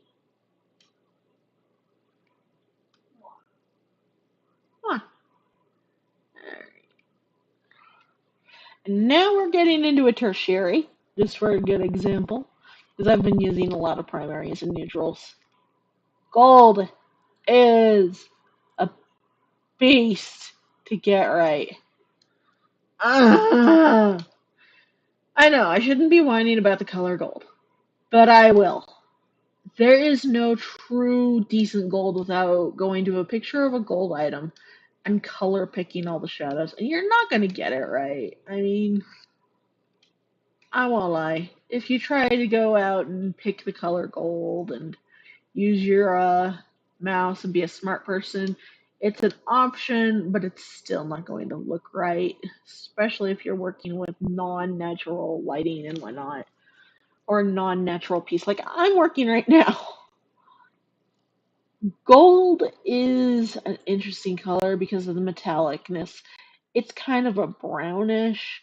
This is more, yeah, that's more of the fool's gold family. I think I found it. You want to gun for a little bit of gray. If you're going to go slightly realistic, you want to get a little bit of that gray. And I think I got a better gold. Because remember iron pyrite. Iron pyrite looks like gold. That's why it's fool's gold. But fool's gold looks like gold. Because it looks like gold, it's a good reference. Yeah, that looks right. I mean, I would probably go for an orange shade for this, but I am a lazy git and I am not going to do that. I'm actually attempting to do things properly. Now, as I go darker, you notice I'm adding a little bit of red.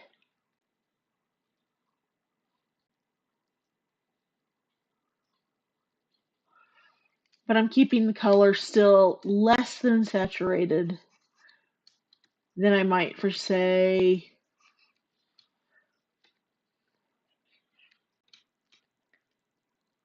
certain other items. Don't mind me.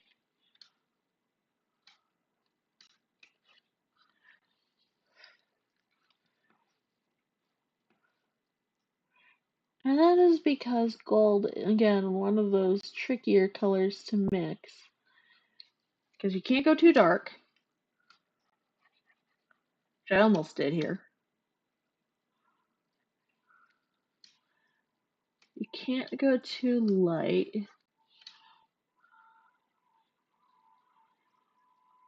It's a very complicated color. And then when you highlight gold or silver, you either use white or you can use yellow for silver and a kind of an ice blue for silver. So gold, yellow, silver, kind of a bluish. Oh, hey, speaking of shading spots, that's ideal. That is an ideal space. Mine, I don't recommend always shading like this.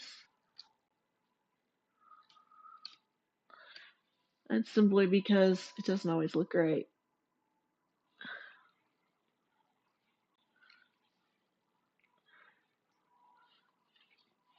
Let's see. I will get back to that gem, I think. And if you're wondering why I'm going underneath this piece, it's because I know I'm going to need to. Because I want the gold on top, and my brain is kind of going, yeah.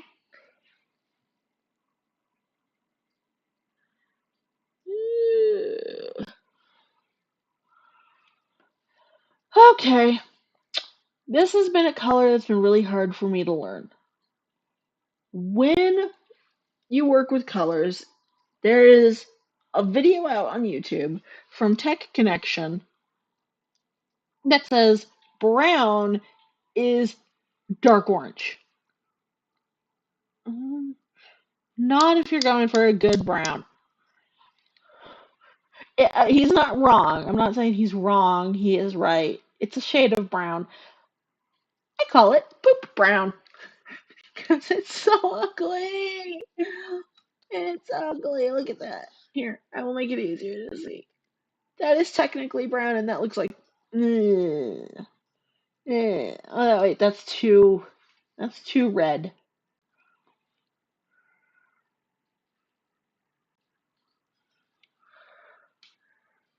I'm sorry. Poop brown. I don't like it. But when you work with brown, there is another color. There is another way. Because brown is warm. Brown is nice. Brown is a shade you want. And if you're going for a natural brown, you don't shade with just the orange family. You actually include a lot of red, and I will show that. Oh, for pity's sakes. I have to go in and do some cleanup. Okay. Nuggets. Bugger nuggets. Yeah, butt nuggets. Okay. Creative language. That's what we're here for. That's why there's a VOD. Censorship is censorship. Yay, don't censor the art, censor the artist. And by that I mean, if they're swearing like a sailor, shut them up, let them paint, and just beep out the swearing. That's all. I'm not saying people should be denied a, a, a platform unless what they're preaching is harming the country or somebody. Looking at you, keep looking at certain groups. Won't say names. Want to. Glaring indefinite into the indefinite void. Won't lie, glaring into the void. I normally don't get into politics. I know I did last time. But, oh my gosh. Oh my goodness me. There's just the American political system. That's all I need to say, I hope. Just the American political system. Am I right, guys? Just no. No. You look too pale. Brown. It's a mix of black and orange or red and yellow. No. It's a mix of black and white and orange or yellow or red. Mostly orange and red. And that is because. Oh no, no! Don't go for the baby poop. Don't go for the baby poop. Don't go for the baby poop brown. Oh gosh, I'm going for a darker orange. Oh my gosh, there is a baby poop brown, and I just hit it. Oh God, no. God no. Yep.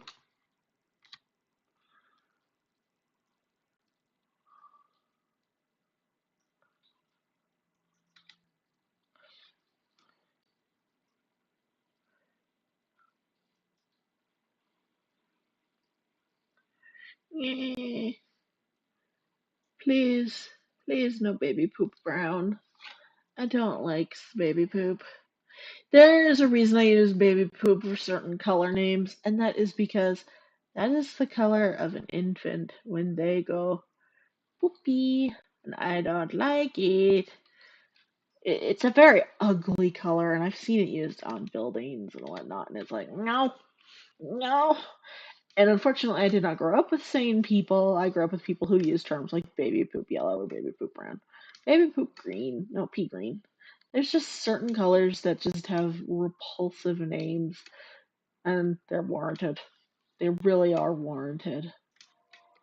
So I apologize in advance, but ooh, well, I apologize, but ooh, I do avoid pea green, Tijuana teal, baby poop yellow, that kind of thing. And it's nothing against people who like those colors. Just for me, it's that soup of why, why those colors look strange to me. Why? Because I'm a terrible person. Really, probably. Regardless, I am working. In case anyone's working on what I'm designing, I'm doing a non.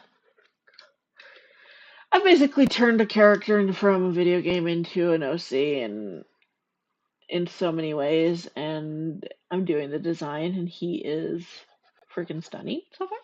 And it's a good example of color theory. How is it color theory, you moron? Yeah! Well, here's how. In character design, you go in with certain ideas. Like, say you go in, you want a character with blue eyes and blonde hair. We're going to go with the Japanese favorite. Yes, I know. Blonde hair, blue eyes. The true blue combination of first person thinks of any combination of eye color and hair color if they're sane and not a jerk. But here's my thing. Here is where the color theory comes in. You want blue eyes. You want blonde hair. Well, looks good with that. For example, what does the character wear? Now, some of this does get into character creation. For example, white hair. He's actually going to have blue eyes, so you get to see that.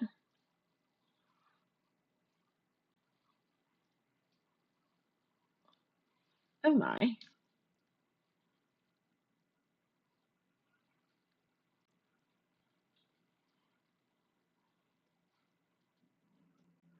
But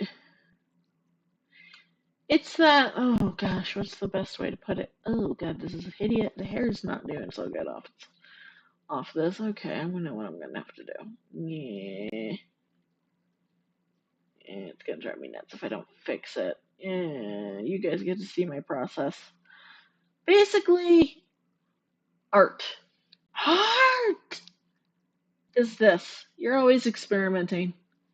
Sorry. You get to see my process, which is mostly making a mess of myself and crying. Crying until somebody fixes it.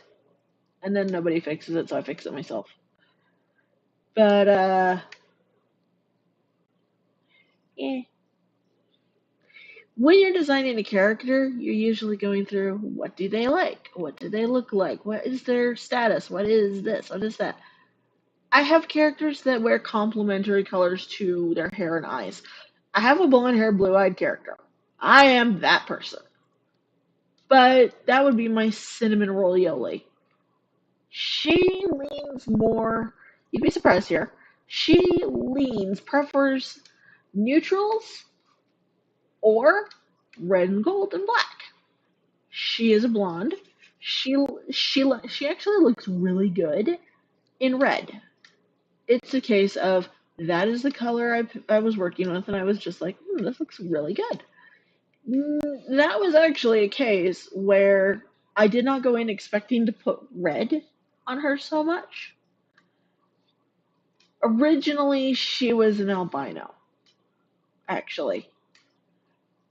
So, what looks good with pigmentless eyes? Red. Mine, it depends on where you're from, preferences, etc. But I put her in red. It looked really good. I've actually since tweaked things. She's no longer an albino, for example. I just didn't want to deal with that pile of mess with her yet. Plus, she had enough issues. I didn't really want to mess with her. She's actually one of my constant works in progress. But I just realized I'm going to need to shade this, and I'm going to have to be inventive shading. Congratulations. And that's mostly because of texture. I am that person that will consider what's the texture of the thing. And since it's fur, I'm gonna have to try to attempt. Oh boy. Okay. Hold on to your butts, folks. I might attempt to do painting effects. I know, I've just traumatized everyone. Scream, pour out of the theater. I'm with you there. Help me. Take me with you, man. Take me with you. But, yeah, I might have to paint.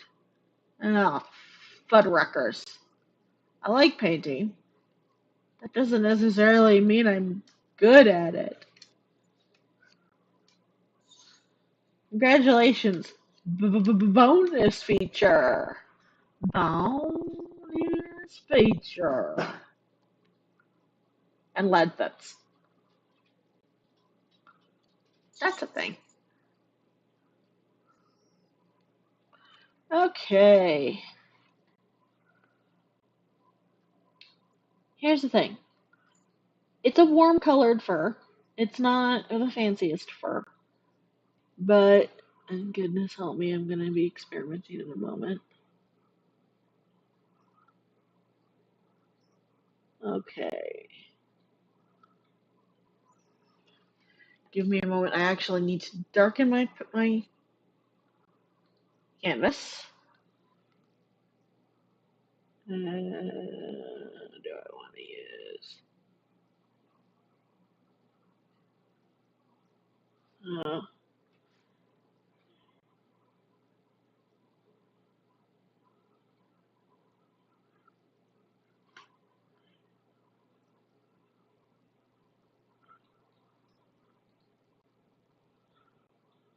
what I'm doing with the with my program is Paint Studio has brushes that are meant to look like paint. I am very much new to the painting features.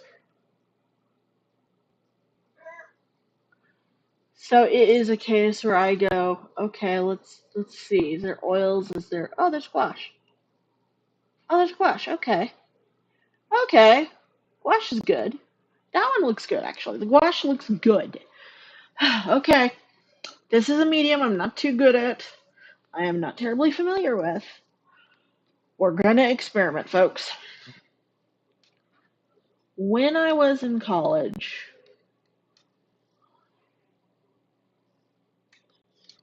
I used acrylics, which I wish they had. I used. Hey, you look like you're gonna be fine.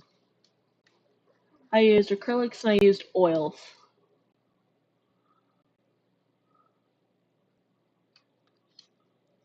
But I did not use gouache. Gouache is kind of used. Gouache is used, from what I learned, with more highlight. It's a type of watercolor, so we aren't looking at more of a watercolor because I can't find stupid freaking oils to save my life. And I would much rather do this with oil effects, but yeah, Gouache is a thicker watercolor. It's a very interesting. I don't have a lot of experience with it, so this is going to be an adventure.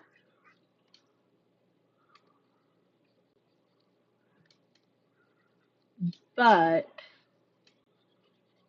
if it works out, I'm going to be happy. I mean, I may have to add highlights because of gouache. I know. Everyone's going, you just said, I know. Shh.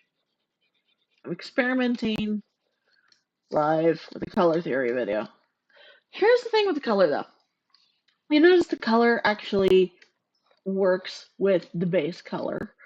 That is because it is a complementary in a sense. It's in the same color family. It's a little more red, but it's an adequate asset for, say, shading. And that's something you want to consider when you're shading, and that's a whole different lecture, really, shading. And again, I can do a whole tutorial on shading and stream shading next, if people really, really ask for it. Shading is an adventure. Shading really is an adventure. I mean, I'm sure my spouse would appreciate it if I did a shading tutorial. Am I wrong? Huh? Ah, the spouse has left the room. I'm actually no. Oh, crap. That means I better check on chat. Sorry, guys. Oh, no one's here. Oh, I have been running for 2 hours talking to the air. This is why half the time I think I'm screaming into the void, and that's totally okay. But today is really just about the color theory. So getting back to that, the red and the darker color, I made it a little more saturated, is because brown fur isn't. Oh, my spouse is in the room. Oh, I'm sure she would appreciate it if I got into a shading tutorial.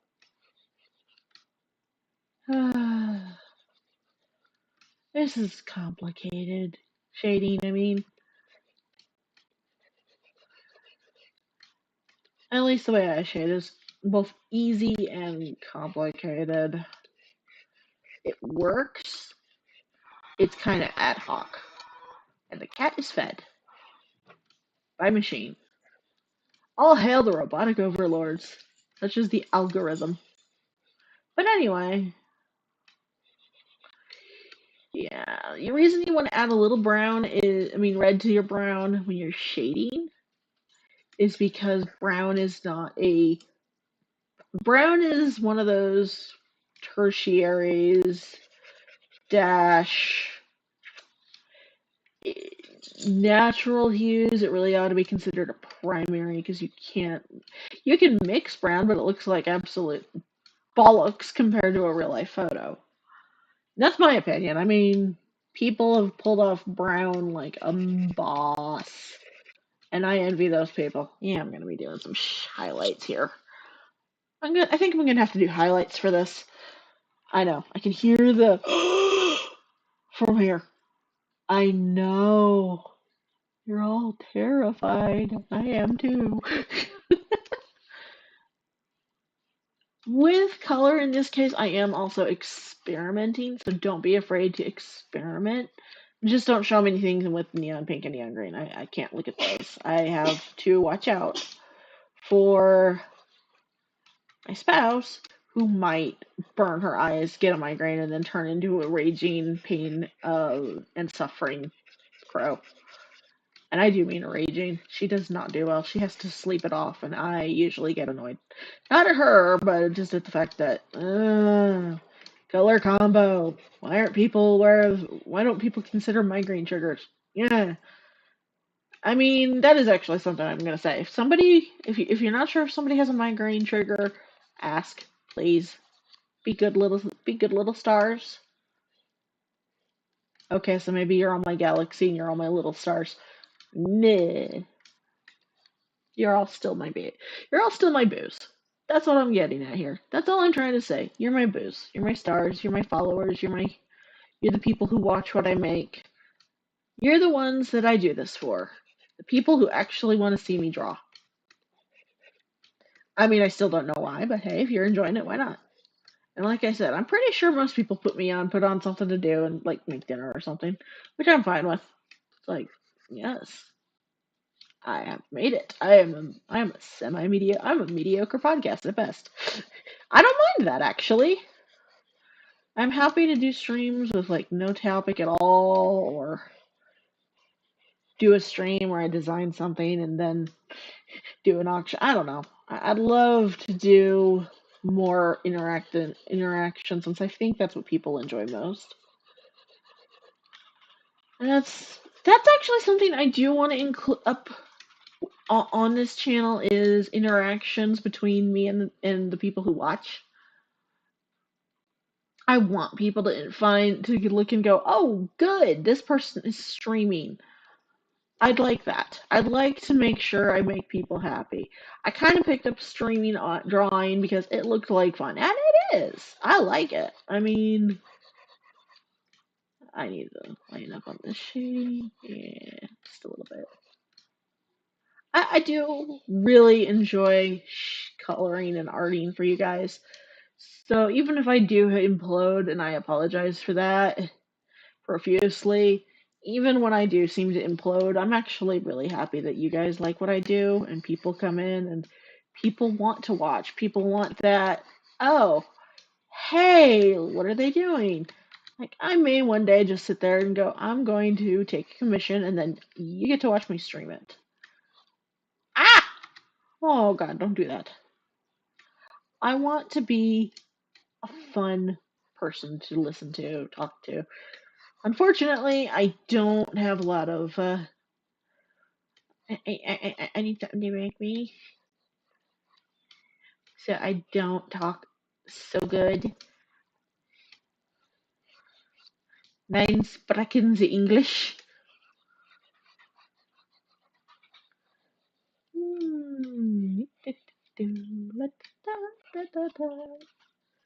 In case you're wondering, yeah, I am pulling out a little bit more shadow here. I know it's the lighter side, but it looks a little bit better with a little bit more of a textured shadow. I don't know. It feels right. It feels right. And when you're doing art, it's really, if it's not a commission, it's really about what you want it to look like, not what others want it to look like. Never forget. Okay, now I have to go back into the oranges. Why? Because the lighter browns do lean a little more orange. And I am still experimenting with paints. Oh gosh. But that's what. Here's the thing with fur, you don't want a hard line unless you're willing to go in and draw all that individual fur. I'm not today. I'm experimenting with a potential lazy coloring and shading method. Because painting and knowing how to paint, this is why I don't do backdrops in real life. I'm a little heavy-handed. Eh, eh, eh, eh. Yeah, see? Eh, eh. I smell something tasty. Someone's having something tasty. But that's why I kind of warned folks when I decided to try it. It's just fur is one of those you can't do hard lines with. You just don't. Even if you do manage to pull it off, there we go. Looks suitable.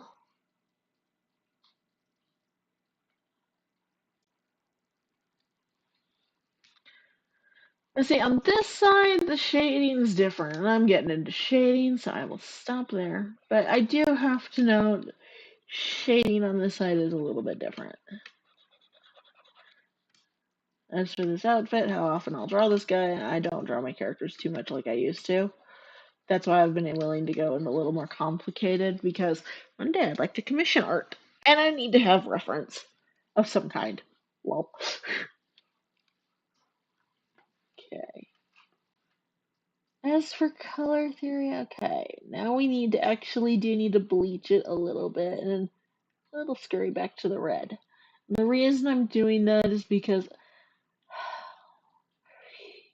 again, brown is actually a myriad of colors.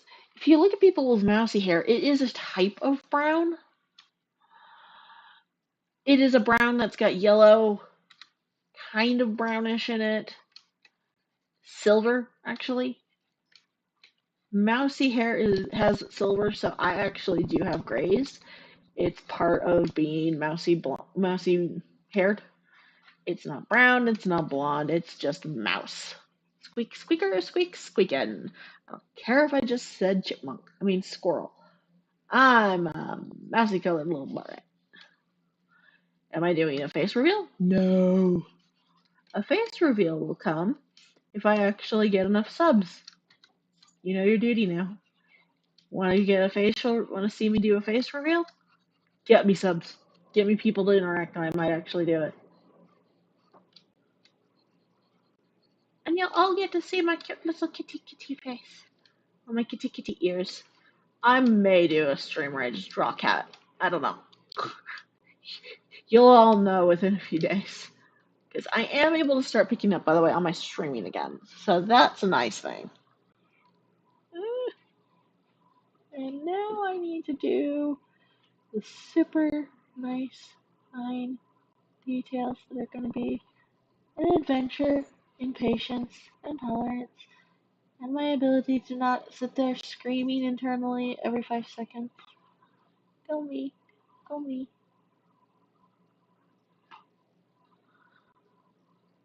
The littlest of brushes. A foot. You're my mouse. You're my mushroom. I have a llama plushie named Mushroom. My I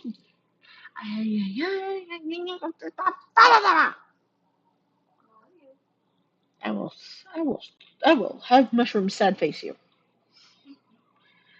I have a llama named Mushroom. It's a toy llama, but I love my llama. Watch me name a llama in Minecraft Mushroom. I will do it.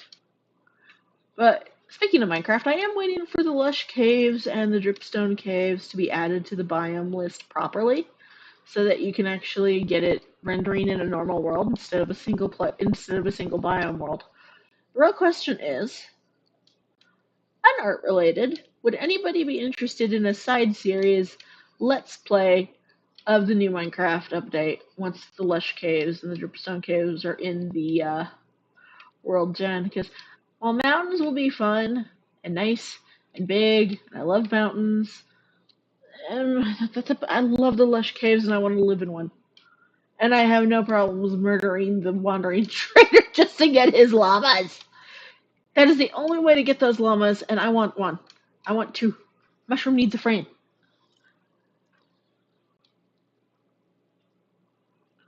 Mushroom needs a friend. Mushroom needs a friend. Mushroom, mushroom, mushroom. Yeah, that looks okay. I'm not great, but it's okay.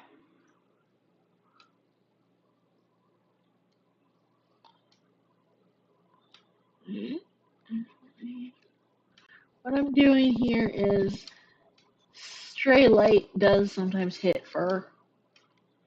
And that's what you're really looking at here.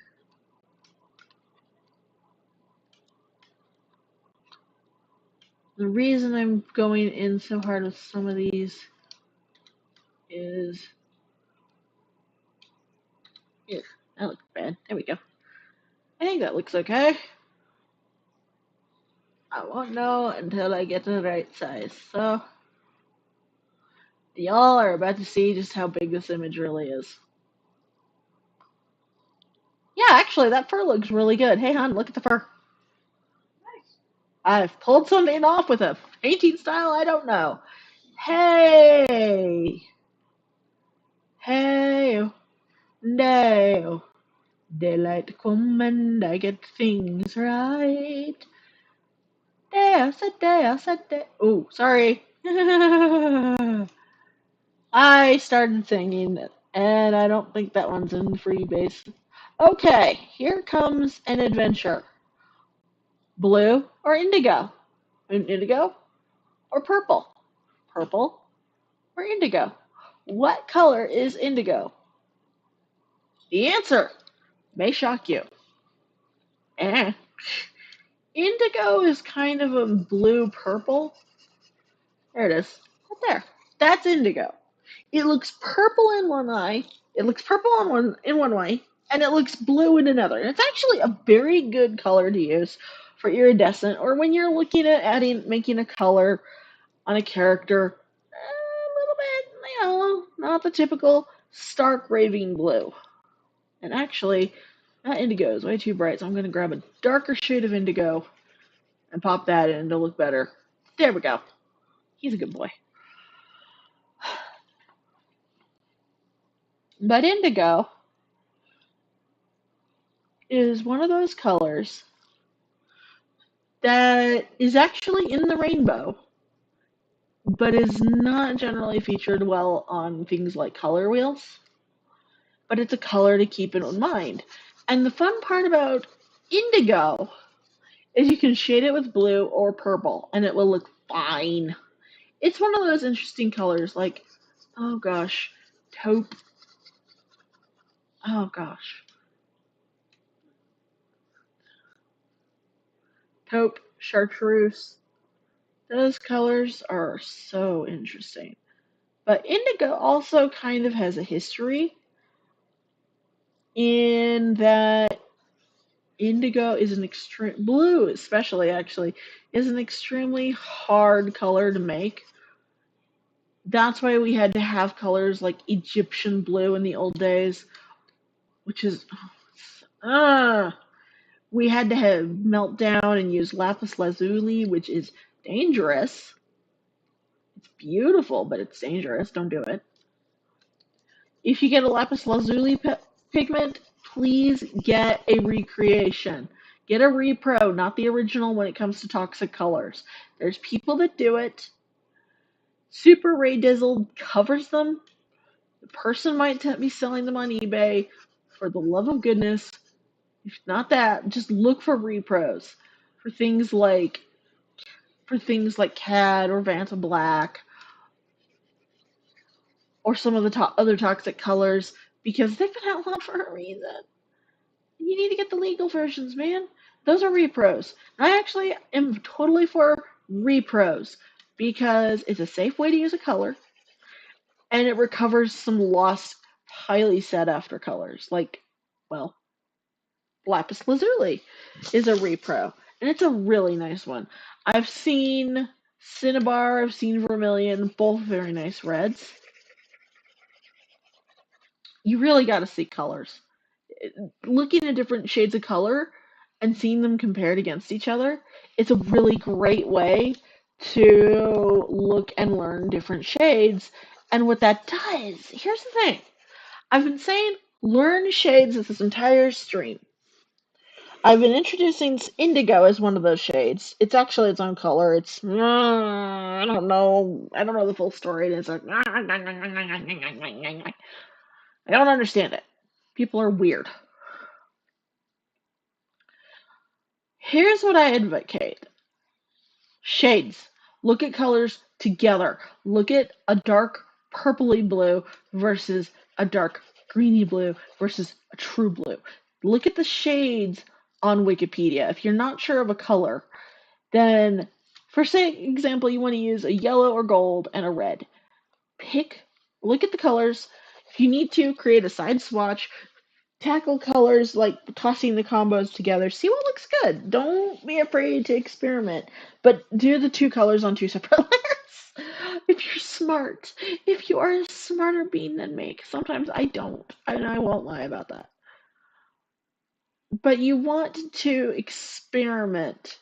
Like, I actually use color on. I have a toy house. I'm not gonna lie, we all know it. I have toy house.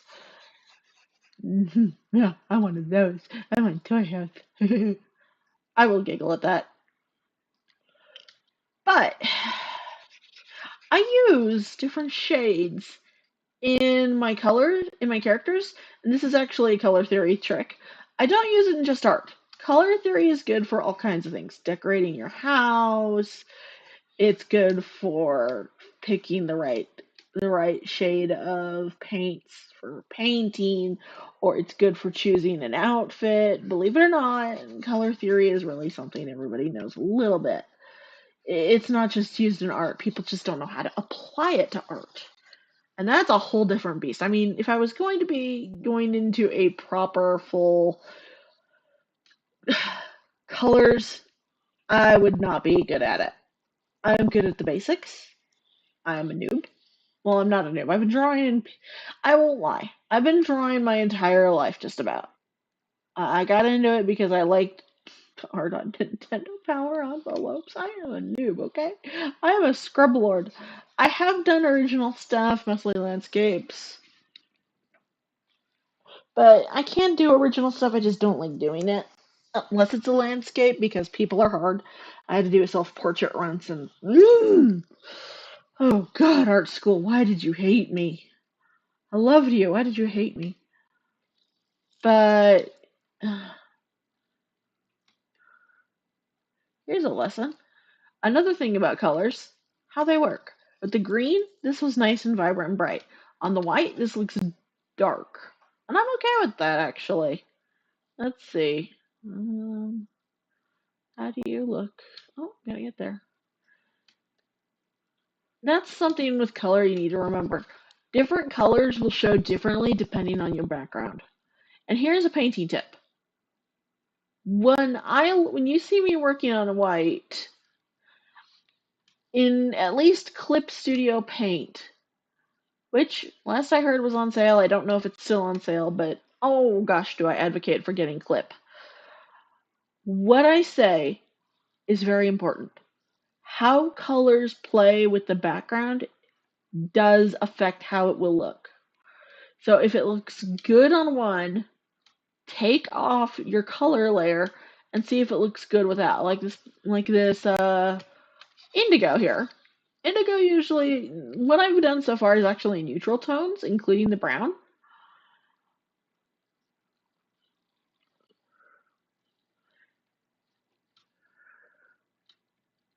I will probably add some accent.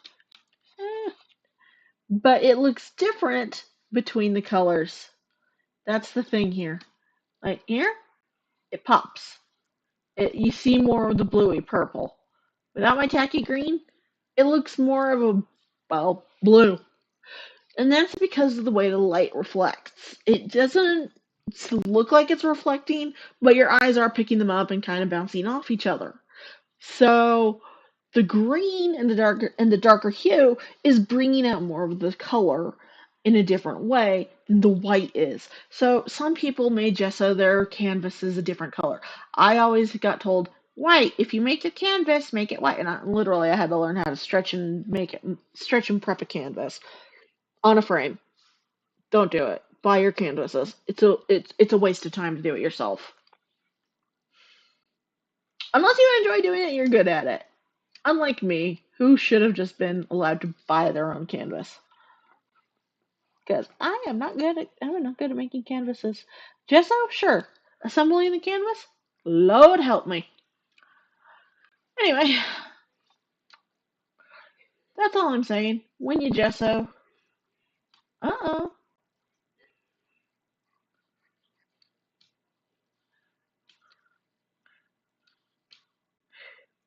When you gesso, try different colors.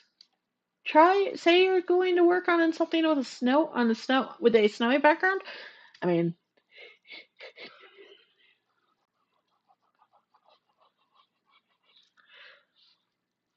I mean, I'm just using that as an example. Okay, yeah, I'm gonna need this. See, this is actually a prime example of what I mean. The shading pops really well with this dark background of green, but without it, it's hard for me to see. It's one of those, I need the color. And that's actually, in case anyone ever is wondering, why does he use that green? It's so tacky. I could do better with, Well, here's why.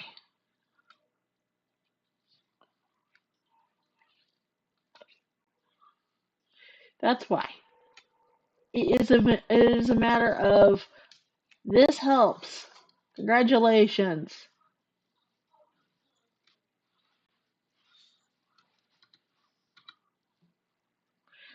I totally missed part of my. Oh, no, I didn't. I just don't. Okay. I thought I screwed up. No, I did not. Welcome to Live Arting with an Idiot. Your host, the Village Idiot. And this is what I mean by you're always learning. Actually, it's a good example. Gouache. I've never used gouache. And Clip's supposed to be really good for emulating or something. I don't know. I don't know the technicals anymore. I am too old for this. But here's the thing. You're always learning, and today you got to see that. I mean, I came in planning to teach color theory because I'd like to learn a little color theory. It can't hurt. No, it can't. It's a good skill. Better to learn more about color. Anybody can use a color theory lesson, and that's not an insult. That's literally a making a Minecraft skin, color theory. Decorating your house, color theory. Working with working with working with a difficult presentation, color theory. Trying to combine the best color theories. Trying to create the best atmosphere for people in a building, color theory. Advanced color theory, mind, because certain colors do affect moods and all of that. But color theory. All I'm giving you is a root basic so you can go out in the world and go, Nebby! Hi, Nebby!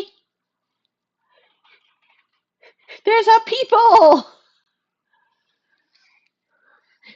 I was smart. I'm using indigo. Help me.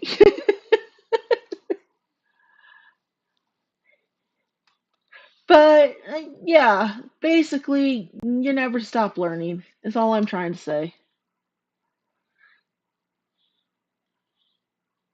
And that is what happened today. I experimented with gouache. Digital gouache, so I'm clean. No mess. But gouache. It's interesting. It turned out well, so hopefully I can repro it in the future. But gosh, man, interesting experiment. But yeah, basically the reason I'm using the green, since Nebby just showed, is because it makes the shading more visible. Since it's such a indigo is such a weird color. It's purple, it's blue, it's both at the same time, and it's that. Hi, gosh. Hi, Indigo. Why do you always remind me you exist? In this case, it's actually useful. But yeah, color theory is good for a lot of things, not just drawing, but say you're working with you want to make a nice living room. Don't mix the lesson here is don't mix purple and yellow. But also don't be afraid to experiment with color.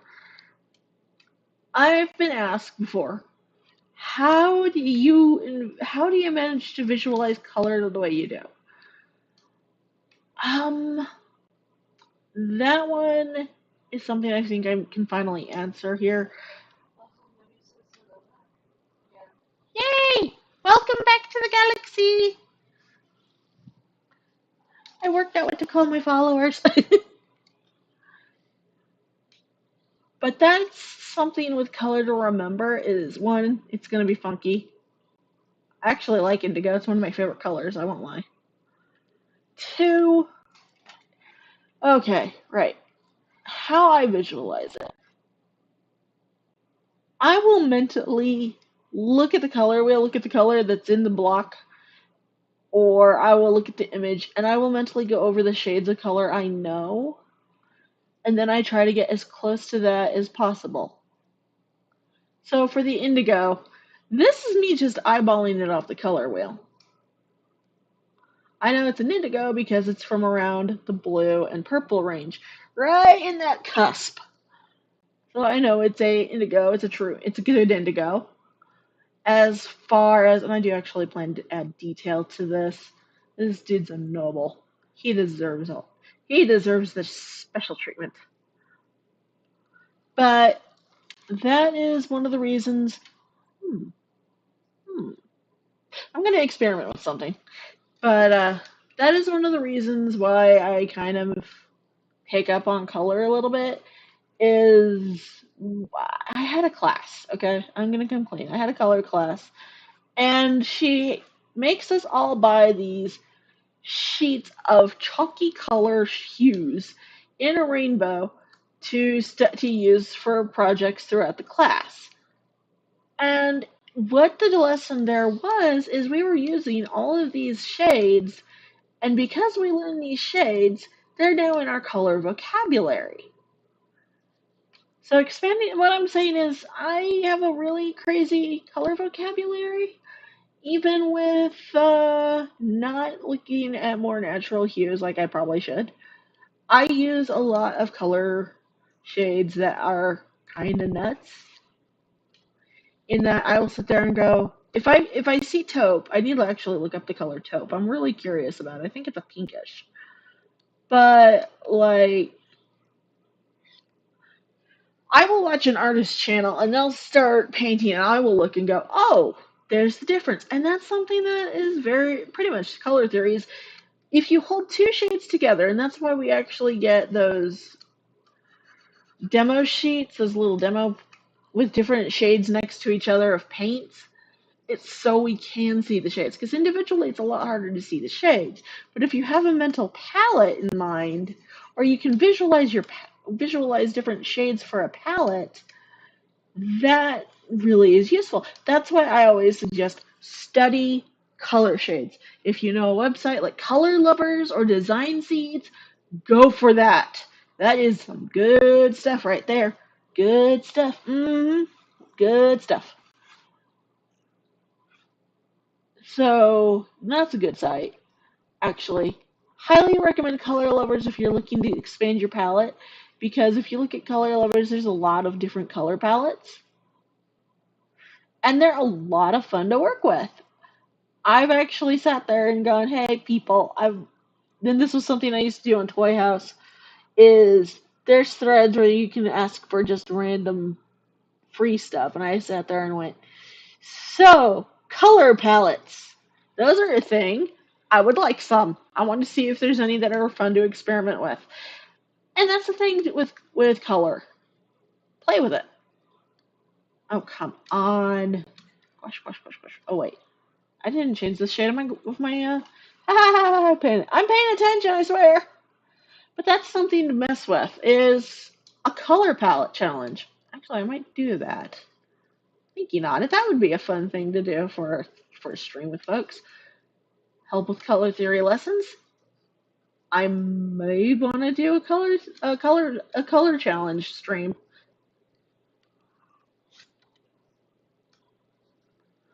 That could be fun.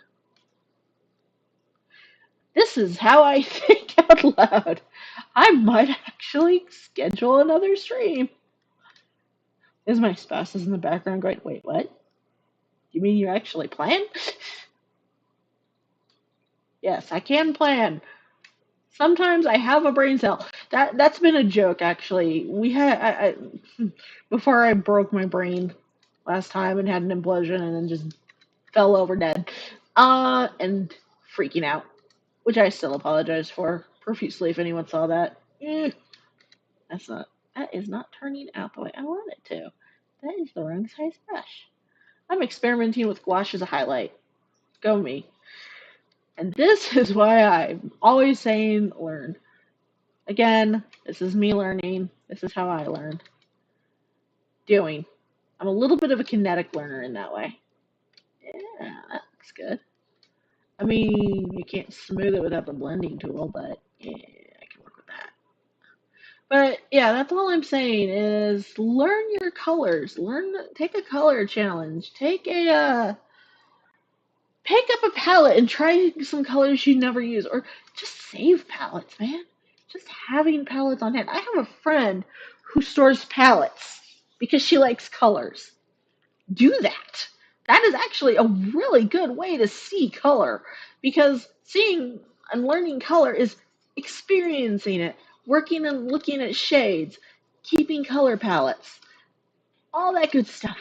Okay, that's a little bit of an advance, but in my book, because my book, it's just like, you know how to work with color, you know how to make gray with two colors. Oh, okay. And then, yeah, that is one way to learn color. It's very basic. Another way is, though, study your shades. Like, crazy, man. I will never not suggest studying shades of color, looking at color, because the more you add to your color library in your mind, the easier it is to differentiate the different colors in your art. So, say I wanted to make this a little more blue, I could have, and I considered it. I could have made this a little more purple, considered it. Doesn't work. It doesn't work because it doesn't flow. It could work. It would visually, it would be fine. But indigo is also one, it's a good color to learn. Two, why not? I'm just having a little bit of a let's try this color and see how it works. And it worked. Yeah.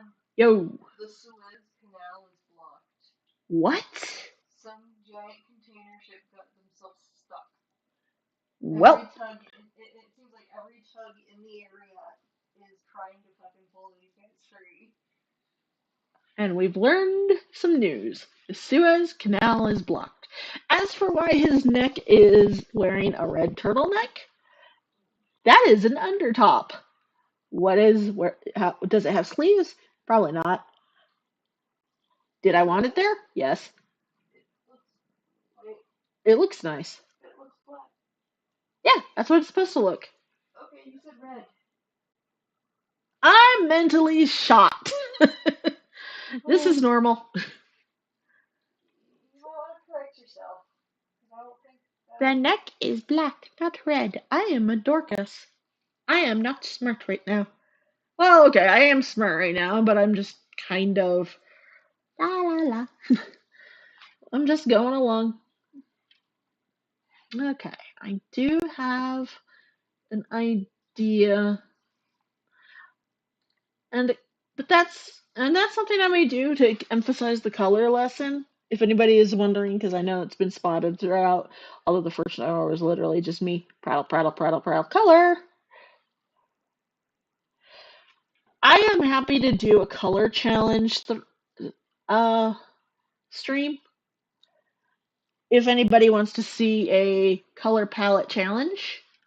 And what that would do is I would just do a character and their vibe. I mean, I would still pull neutrals in because skin and unless I did something alien, skin and for humans and vampires and werewolves in their humanoid form, there's always a lot of neutral. But I would be totally down for doing a challenge. That doesn't look great. To show people, hey, this is how you can add some colors to your vocabulary. Because never hurts to add colors to your vocab. Never. And that's something that might be why I pull things off in some ways and other people pull them off other ways is color vocabulary and how we learn to use it. And there's nothing wrong with other ways. I am always an advocate of find the way that works for you, find the teacher that works for you, and learn it. If I'm the teacher that works for you, one, oh my gosh, you understand my rambling. Two, awesome. Like I always say, I don't mind how people work with what I present. It's out there for entertainment, but if you learned something, cool. Let me know. Show me, man. I want to see people learn. It would please me. But yeah, I can also do a shading tutorial. I can do a color challenge. People are probably going, can we do a commission stream? Commission me and I'll do a commission stream if I have permission. Which was actually the last stream we did was a commission stream, and that was a specialty item off of my offerings of commission. So It actually did end up it ended up cleaned up, by the way, in case anyone's wondering. It ended up cleaned up, and Sammy is very happy with it. She's gonna get to color with it. And she actually asked when I was done. When she asked, "Could I get a color?" I was like, "Yeah." I mean, we were talking about my coloring, and that's what led to this video. I was like, "Yeah, I can do a brief on a on a color theory," and she's like, "Thank you." So that's how we have a lesson on color theory on my channel now. And I am totally down with that. I actually am very comfortable talking about color theory in certain forms of art. Not everything, but I'm totally happy to talk about what I do know. Like some stuff like shading. Some people. Here's the thing about shading and why I don't mind that there's so many tutorials despite what other people say is everybody teaches differently. Everybody everybody learns differently. Some people might listen to me like podcast style and go, "Wait, what?" Jump into the stream later, like when the VOD is up, and they'll turn around, watch it. Hey, I can use that. So that's what that is. And you know what I'd say? Can I see? I want to see. Can you do better than me, please? Also, in case anyone's wondering, yeah, technically orange is kind of on the other side of red, but this is meant to be gold. Gold embroidery thing, and it's purple and gold do tend to go together. For example, that is something you might want to consider if you're always curious how do colors play is look at other drawings, look at anime, look at cartoons as cartoons, American cartoons can actually teach you a little thing about color theory and how colors play. Look at photos, look at historical costumes, look at anything that has color and colors that go together. You will always find good combinations and bad combinations. Some of it is because of how we're wired, I'm fairly sure. Part of it is, well, people just likes what they likes. Not everybody agrees. Like, I don't like Tijuana teal, baby poo, baby poo yellow, or even mustard yellow. But there's someone out there who does. And you know what? Okay, if you can work it, I'm all down. There's people who adore Tijuana teal. I don't. I mean, I kind of get it, but it's still. Oh my god. You're gonna find colors you don't like. I've found colors that make me cry. I'll use them, but they'd make me cry. And one of those is actually Tijuana teal is one I do use. I'm fairly sure I've used it. I just don't pay attention that much when it comes to the hues, like unless it's a really particular interesting hue. And that's just how I flow is I will look at something and actually, here's a good example. When I was doing the last request stream, for anyone wondering, I took on a few, like at least one request that ended up with a lot of pink and purple and all that. And I actually got inspired by looking at pictures of the fashion. And that is because I don't know everything, nobody knows everything, and I like to make sure I understand what I'm doing before I do it. So I was actually working off reference, and I ended up picking a certain color pink, and I ended up deciding, you know what? I'm not going to do a full Caucasian. I'm going to do a slightly, because I've been messing with skin tones, and I've been working with different variations because not everybody is the same cookie cutter color, despite what animes would have you believe when it comes to things or cartoons. I like, except for Steven Universe. Let's just go there. Steven Universe did a lot of good work when it comes to color theory. It's really worth it looking at the colors alone because that is a good way to show experimenting with shapes and colors in ways that people might not consider. I don't know. It's weird to say cartoons are good, especially for adults, but you know what? That's what works. That's what works. Also, yeah, I know I'm doing ah, embroidery. I'm losing my mind into details, and I feel like it. I'm not gonna lie. Today, I want to do a little bit of extra detail. I'm having a day when it comes to that. So there's gonna be a little extra detail, a little experimenting going on because at this point, I'm just like, I'm cruising and I'm talking about color, and color is important to talk about. But as far as your color vocabulary, yeah, the one I like personally is Color Lovers is good.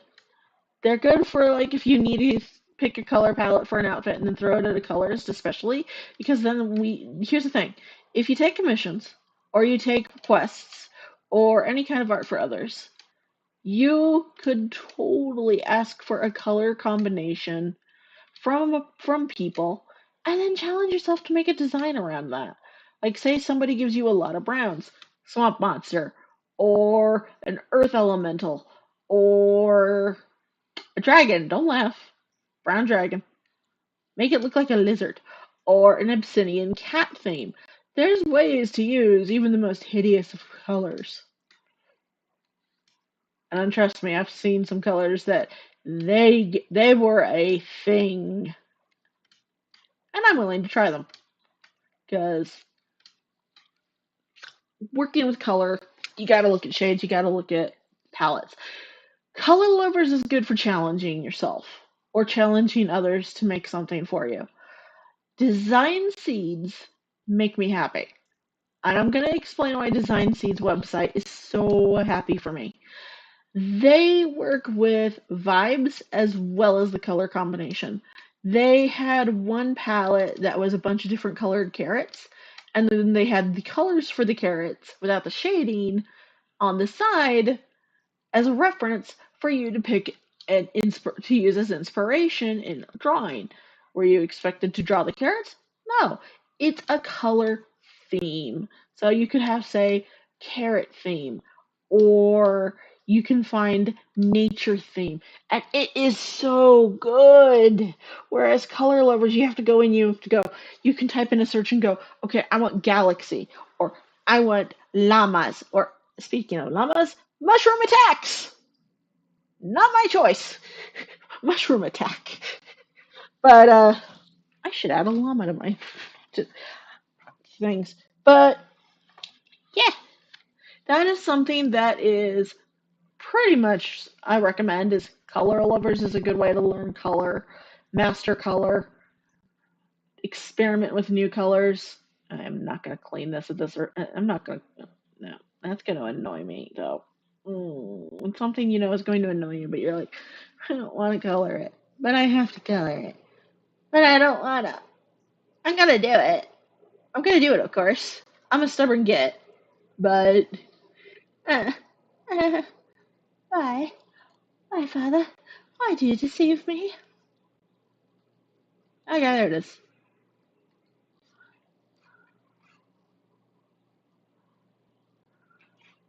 But I am willing to do like a color challenge to cement in today, and just do that for a stream. A color challenge is a good way to learn colors, and I'm getting ideas actually. I may do a color challenge. It would probably be a design seed before anybody asks, but that would give people give people exposure to different colors. So I might do that. I mean, I'll have to prep for the stream. That won't take long. Yeah. Yeah. I like it. Yeah. Don't mind me. I'm just being happy now. But yeah, the important thing when you're working with color is to improve your vocabulary, not just learn the color wheel and go, oh, color, a feast of champions, tertiary, secondary, primary. No, no, no, no, no. We're in a freaking rainbow here, and if you're gonna read that rainbow, you're gonna want to go look in the shades. Also, books. Read your books. That's what reading rainbow's about. You can also read the rainbow by learning colors. So hey, double whammy. Learning is fun. But yeah, highly recommend studying color palettes. It is a good way to improve your vocabulary. So I might do a challenge actually. If I do a challenge, it's going to benefit people. And if nobody actually wants to enter for it, okay, something will happen with it. What I might do, if people are interested, is a basically do a design challenge and then go out and give away the design. I mean, I would probably do the inks before I did the coloring. It would probably be a very long stream. It would be one of the longer ones. So people will want to play. I will probably set it up in advance so people can go, okay, this is the day that this person is losing their marbles. But a color challenge stream would be a good way to expose people to different colors.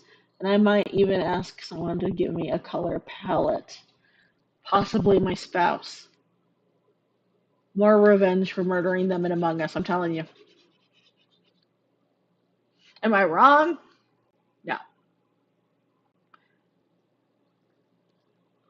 That or it's revenge for the gas noises I like to make. Just to weird them out. I'm being sighed at. Mm. Mm. Speaking of shading, speaking of color, that is actually more of how I would shade a quasi-realistic, quasi-naturalistic. It's just add a little bit of gray. And then, yeah, that's why you want to work with hue and saturation as well as color, because the less saturated does play a role, and it's actually a fun base to work with a less saturated color sometimes, like washed out buildings that are 20 years old and probably need to be replaced. No, I haven't seen those. Not at all. Okay, let me see. Yeah. Let's see here. What are you? I cannot remember all of my layers. Oh, you're the gold. Okay, cool. I think I'm going to do his face. And in case anyone's looking at him, squinting at his forehead, and you play Final Fantasy XIV, yes, yes, he is. Yes, the character he's the father of. She is too. I have a problem. I like Garleans. They're cute. They're adorable. They're giant. And they look like they would give great hugs, okay? Don't judge me. I like good hugs. No, I don't want a Hrothgar hug. Those are big muscle hugs. I want big hug. Oh, okay. Maybe Lady Hrothgar. I might consider a Lady Hrothgar, but we won't get into my taste in women. As my spouse is laughing at me behind my back. Let's face it, I like a woman that can kick my ass.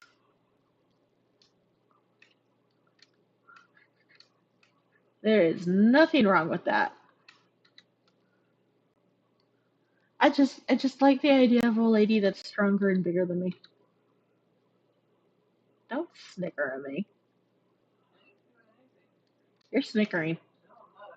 Oh, I heard a snicker.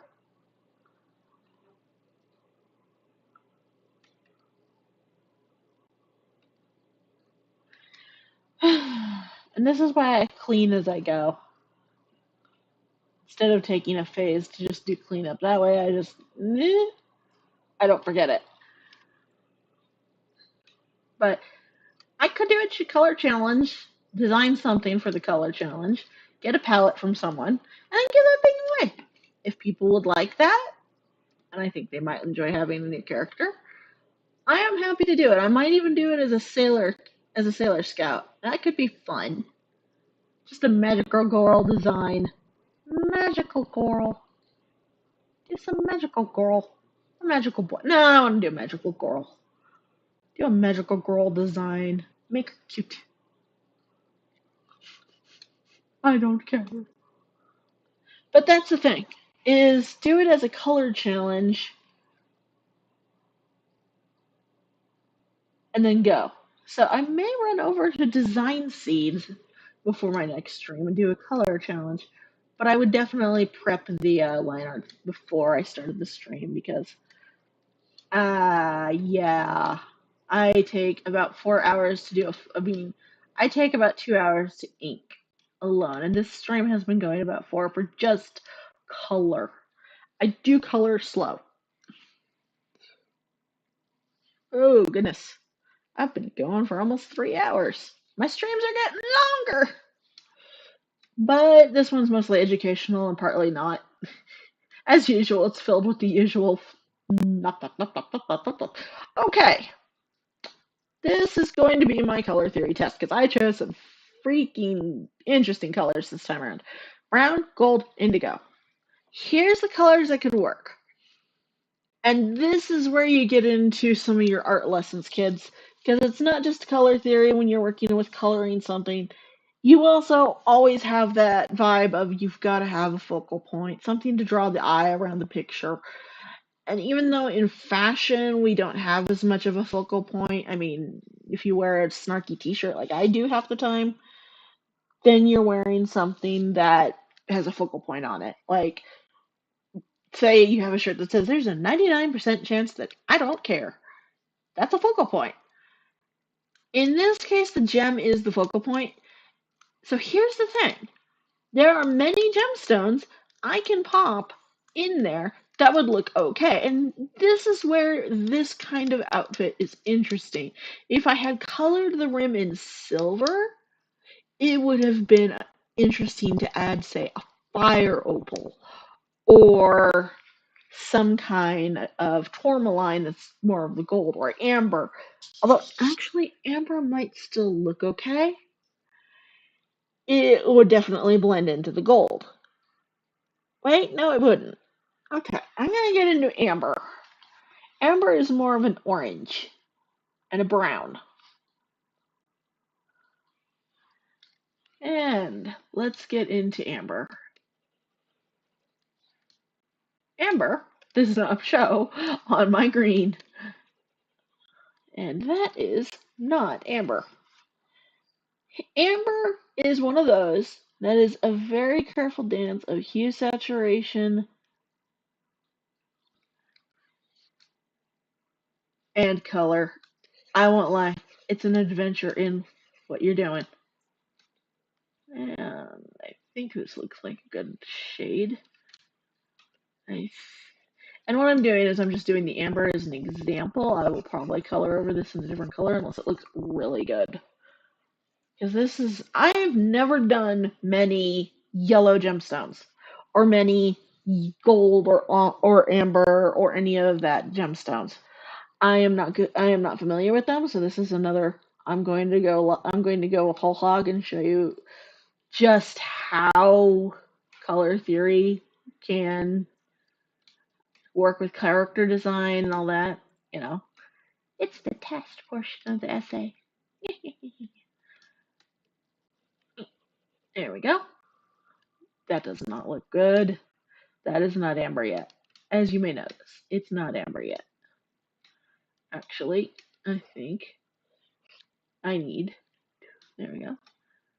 And oh, and oh, gross. I put grossness on here. Poor thing. I did a grossness and made it go over the lines. Technically, I could probably pull up a reference for amber. That would be the smart thing. Maybe I should do the smart thing. I'm doing the smart thing. Because here's another thing to do if you're not sure about a color, but you want to work with the color anyway. Because you are like me and you are nuts. Google. Google is your friend.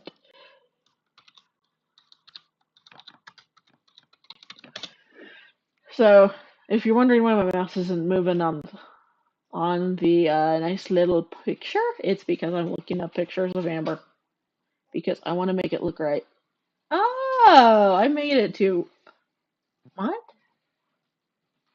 Amber, you are a very strange color. Amber is kind of more of a yellowy orange. Yeah, I think I made it too red, didn't I? Made it too brown. I'm looking. I'm looking at my spouse is being helpful. I know there's some gemstone that's brown to gold. I think I'm just. For Oh, your information, I used to work for somebody whose SCA persona was a fucking Viking. I know my amber. why did you just get mad at me? Mama Crow has left the room. I wasn't mad, I was just being sassy. Oh, I'm being sassed. Okay, that's normal. That's fine. I have married a sassy bird, and I know it. I'm okay with that. And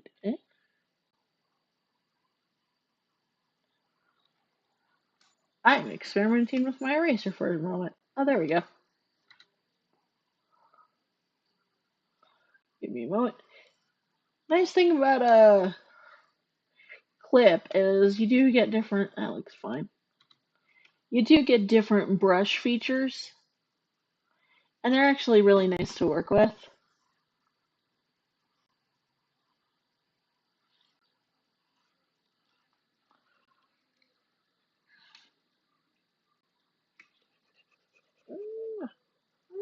As my spouse is in another room. As she's in another room. Chat check. Chat check. You know what I haven't done this entire stream? I haven't drunken water. I am so sorry, my little galaxy. I have failed you. I always try to take good care of my galaxy, and now I have forgotten water. In front of my whole galaxy. I am a sad. I'm sorry. I try, guys. Even I mess up. Sometimes you just have a day.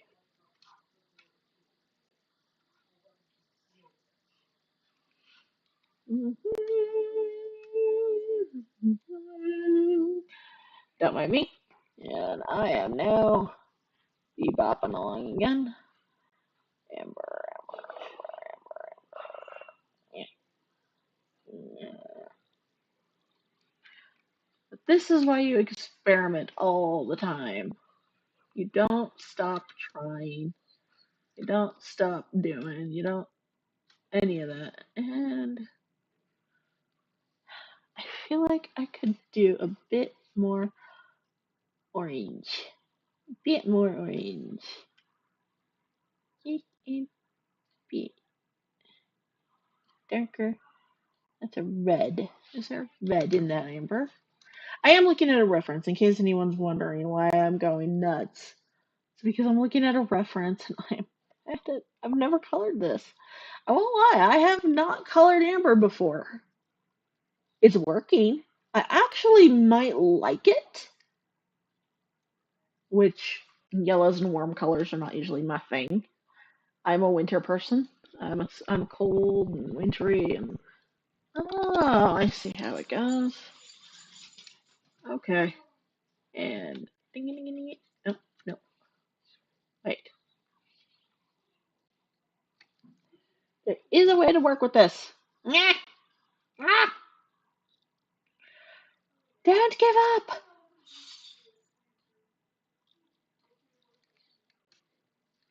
I am not giving up. I swear. I promise. Okay, let's see here.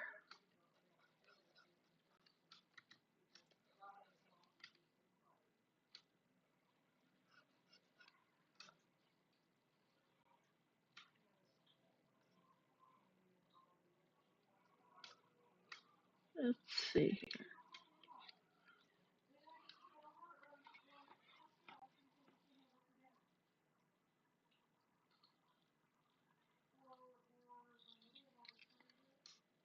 See. Da, da, da, da.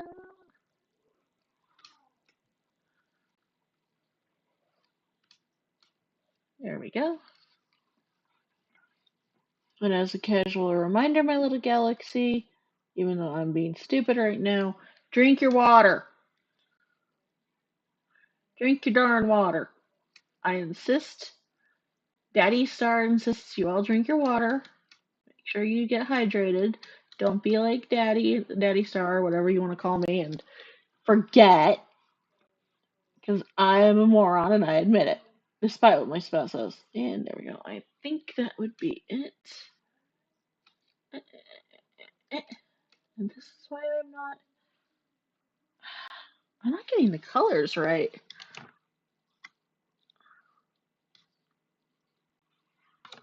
Okay, here.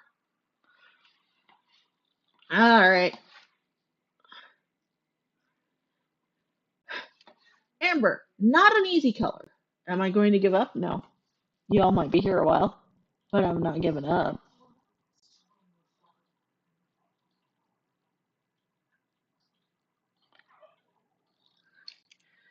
I hear a crow.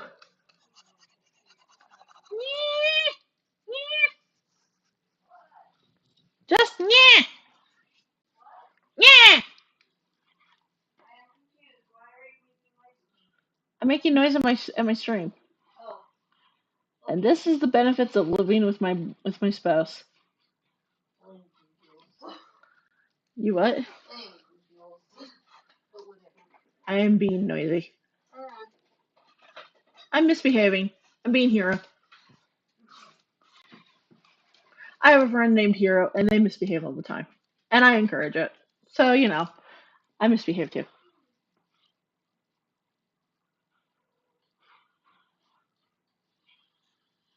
Let's see. Because I'm gonna be frustrated if I don't get this right, and I'm going to. That is the thing with color theory is I actually don't have. I know amber, I know the color. I haven't worked with it, and that is part of why you do color challenges and don't be like me and go, I've never done any color challenge before. I should do that. That is because color it can kick your butt. Let's see. Uh, I hope this looks like amber. I don't know if it looks like amber at this point. Internal screaming intensifies. I don't have my eyes with me, so I am running blind. It. Mm. Oh, I see what I need to do.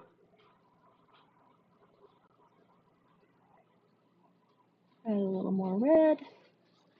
Just a little tiny bit. I pulled up a big piece of amber to work from.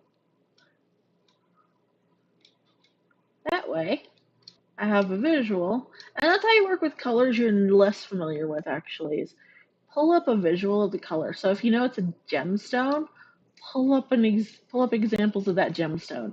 If it's a piece of metal, pull up examples of that metal. If it's a cloth, well, good luck. It's hard to get cloth colors right without cherry picking from the fabric itself. Let's see. Right? Yeah, that's gonna look good. I do want to go all the way into this yellow. Pull this out so I can get a good wholesome. I'm being wholesome. I'm getting a good wholesome highlight. Yeah, I'm wholesome. No, I'm not. I think that looks like that looks like amber. Yeah, that looks a lot better than what we do with dry.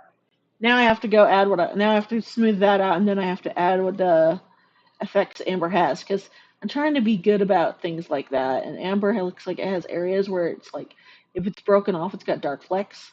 Because you've still got the bark in there. You've got the sap. You didn't get rid of anything. You know what I mean? Amber is not one of those stones that ends up a perfect, pretty.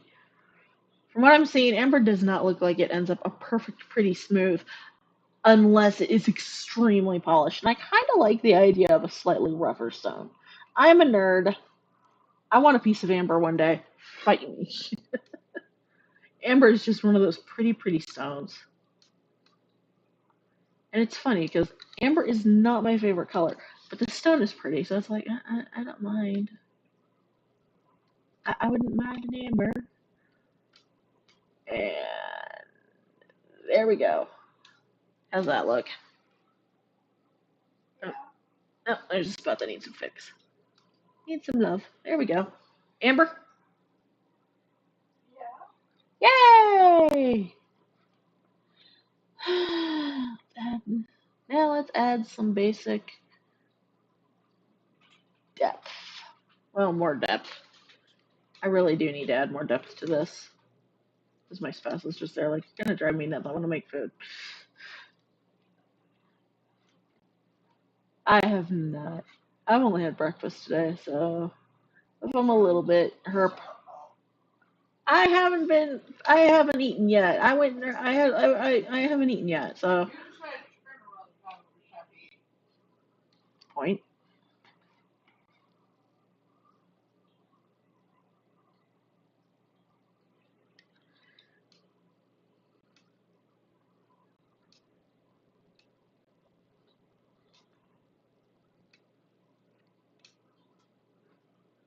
Oh yes, that is exactly what I want.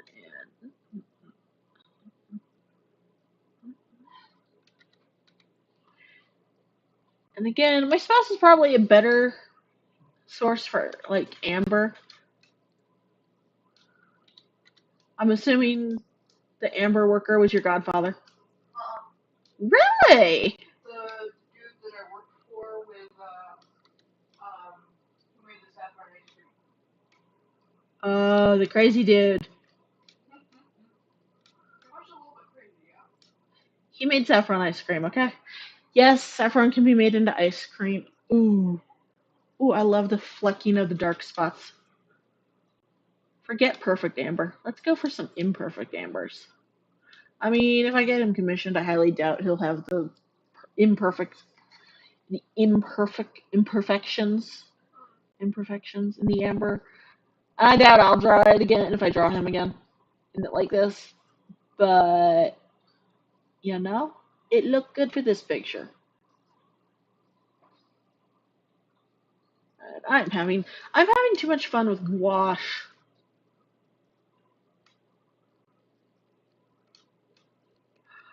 Ooh, look what the gouache is doing, babe.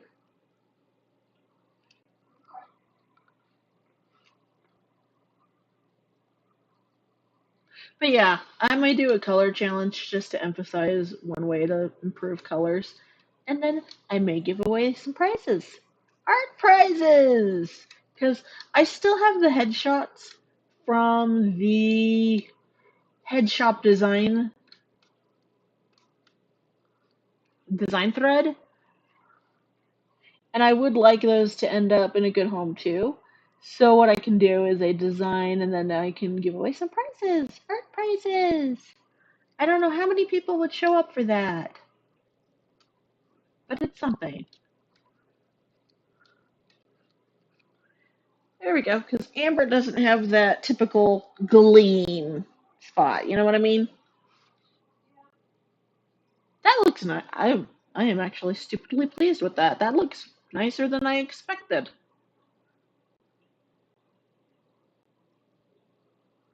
That actually looks nicer than I expected, doesn't it?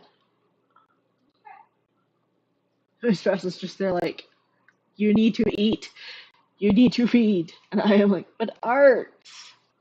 Don't be me. Eat when you're supposed to. That is always my lesson. If it's food time, don't art. Food, then art.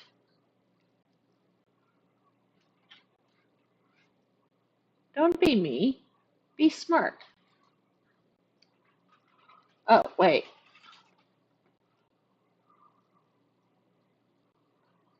There we go. I forgot to get the shading in. Ah, I actually do not do like teeth or eyes with a gray. It, I will explain that one. When I was experimenting one day, I started shading with a blue on the eyes, it actually looked nicer to me than to use gray. And I don't know what it is. Technically, the white of the eye is a little more of a cream. So I guess it's just one of my coloring quirks, but it works. It works, it works, it works. It's one of those things that it's just, it works. And I like it, and it makes me happy. And when you're doing art and it's not for someone else, that is what matters. Is what make you happy. Happy, happy. Yeah, I think I might do a magical girl design for a color challenge. I'll have to get my ideas in order, pick a palette before the stream. So I'm afraid, unless somebody wants to send me palette ideas on Toy House or real life, I'm probably gonna end up picking a palette off of Design Seeds, whatever I do. If I don't do Design Seeds, I'll probably sit there and implode. That's the problem. Implosion! Implosion!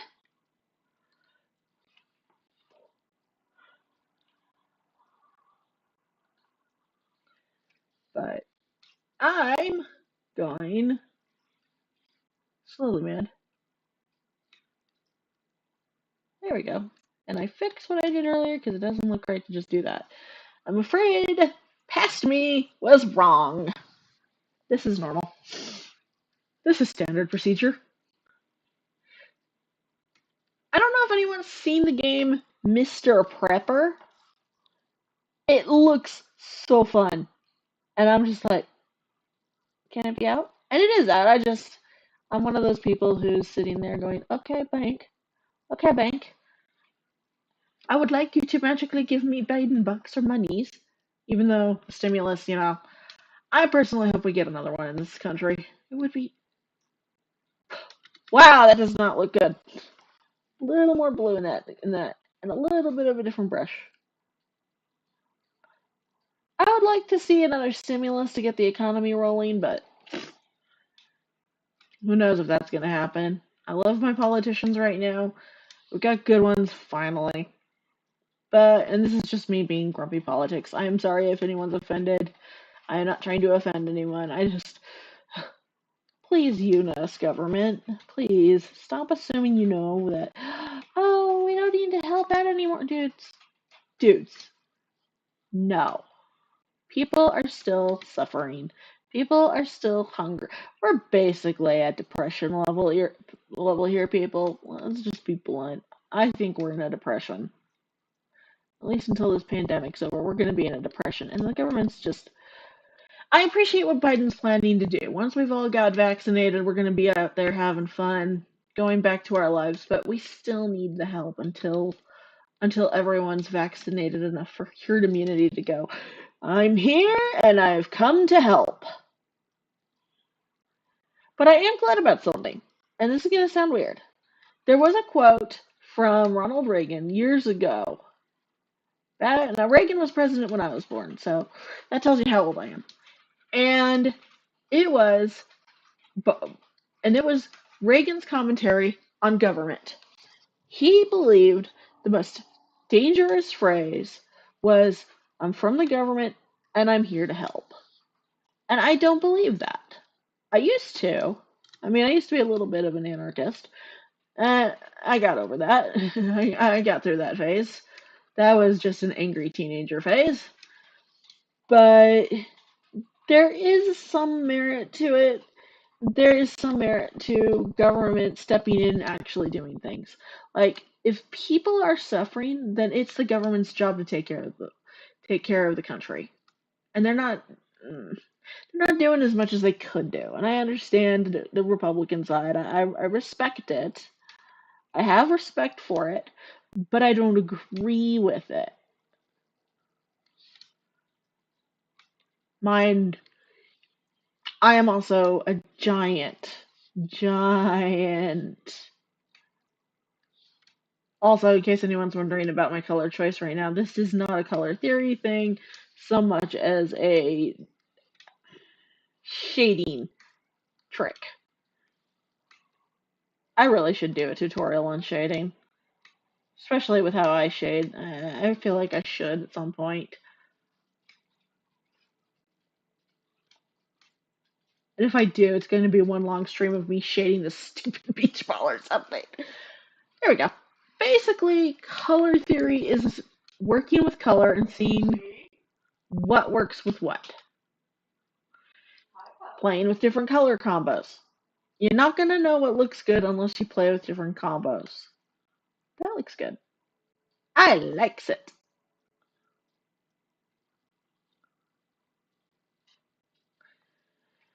Okay. You're not going to know what looks good unless you work with it. You're not going to know, hey, am I going to get away with X, Y, or Z unless you play with X, Y, and Z. Sometimes you need to add Q. Sometimes you need to add, well, letters. Sometimes you need to add the letter P. Sometimes you need to add the letter O. Sometimes you need to add W or X or Q. I said Q. Oh, yeah. There you go. Basically, all I'm saying is play with color and you'll learn a little bit about it.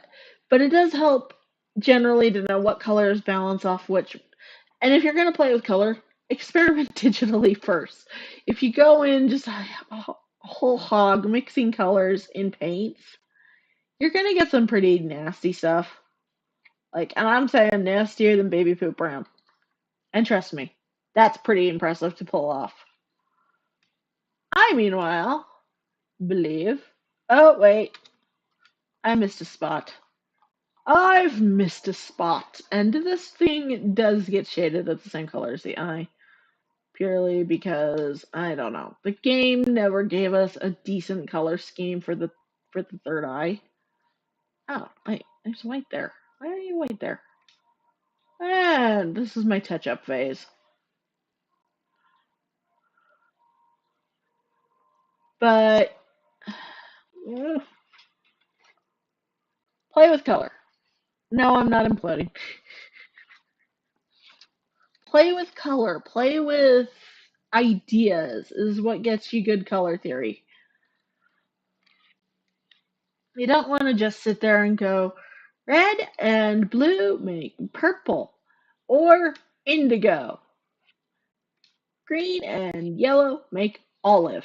It's, you can do that. I'm not saying you can't. I'm just saying it's not what works for me.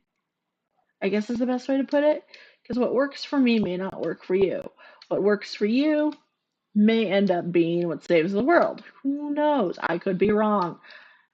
For all we know, there's aliens watching this, pointing at me, going, oh, what an idiot. They think they know what color theory is. But they also see more colors, I'm sure. Before you go, what? I would like to remind everybody an alien can look like anything you imagine, just as long as it's realistically imagined, you know. 4 limbs, apparently. That kind of thing. Wow. And that's me. That's how I blend when I don't use the blend. So if I'm nicking colors off something else, I'll nick the color I need. And no, no. Why? Why do things happen? Uh, this is me having a moment at my art. This is normal. But anyway, Mr. Prepper, sorry, it looks like a fun game. And it's interesting because it talks about a plague. And it talks about how the government responds. And so you're dealing with an agent, and a lot of his catchphrases, this is standard procedure. This is standard procedure. And your character is just like, yeah, okay, bud. Sure. Sure. Why not? As he's trying to escape his hometown of Murricaville because he's trying to get away from a totalitarian government, which is what has become of his country. And I just like the town of Murricaville. Murricaville. Anyway, The bonus here, y'all got to see how I live mix colors, in a sense. While I do another touch up city, I'm gonna explain something, and I'm gonna tell another story because I got to keep y'all entertained. I don't mind doing that. And that is when I was in middle school and I was doing art class.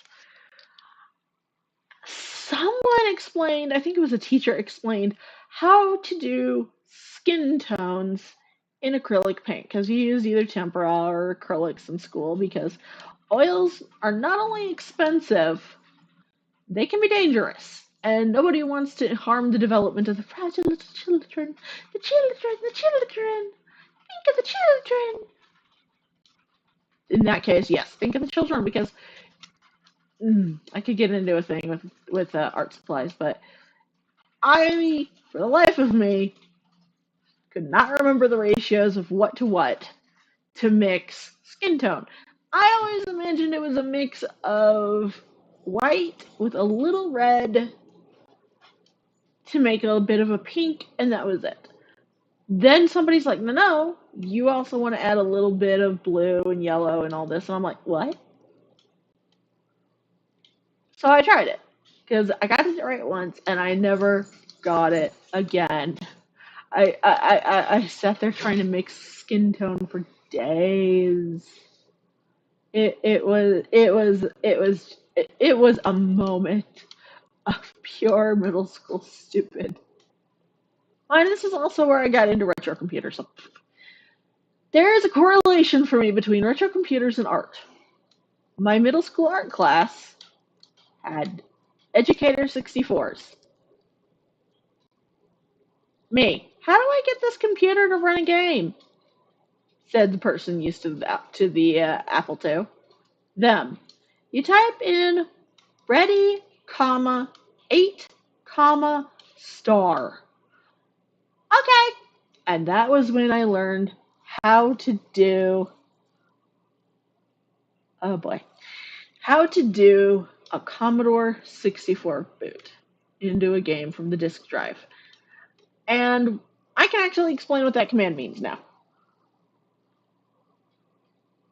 The Commodore 64 command that I just gave basically tells the Commodore 64 look at this drive, which is they're weird that the drive number it would be 8. Look at drive 8 and load the executable there, whatever executable there is.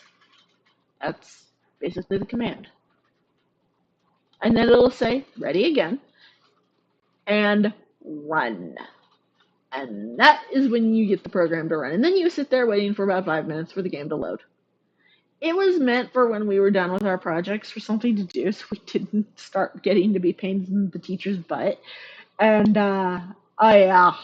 Oh yeah, that was heaven. Because you get video games and art, and I was like, I want to go to art class. I want art class. Art class, art class, art class. It was an adventure in,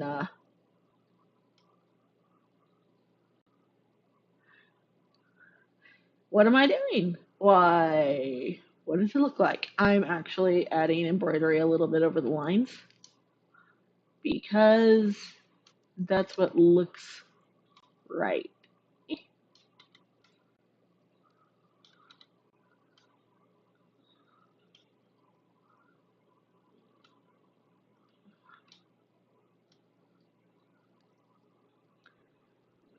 I know.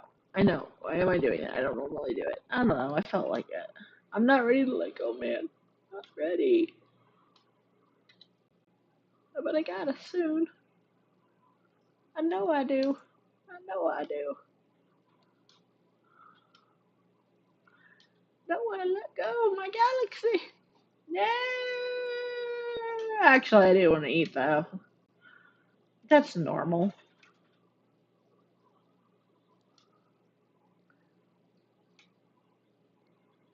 But yeah, today was literally if anybody wanted to do anything to support me, tip.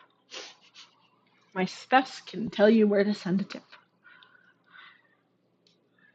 But anyway, there we go. I believe we are done for the day. I hope it was educational for somebody. Hopefully, it wasn't just another case of Nova attempts professionalism. Professionality. Yeah, I speaks good. Nova fail. Nova fail hard. Then fall flat on face. Then keel over. But no, I'm hoping that this was educational. If I do the color challenge, it might be spread out over a couple days just so that I can get so that I can get the color palette done. 2, I'm going to have to pick the palette and do the design. 3, profit? I don't know. Anyway, I hope everyone had a good time. Be safe, be smart, social distance, wear your mask, get your vaccine if it's available in your area for your age group, please. There are people who won't get those shots and they depend on people who are willing to get them. So the moment they open, go for it because we really need herd immunity right now. We all need to work together. But I hope my galaxy still shines bright, and I will see you next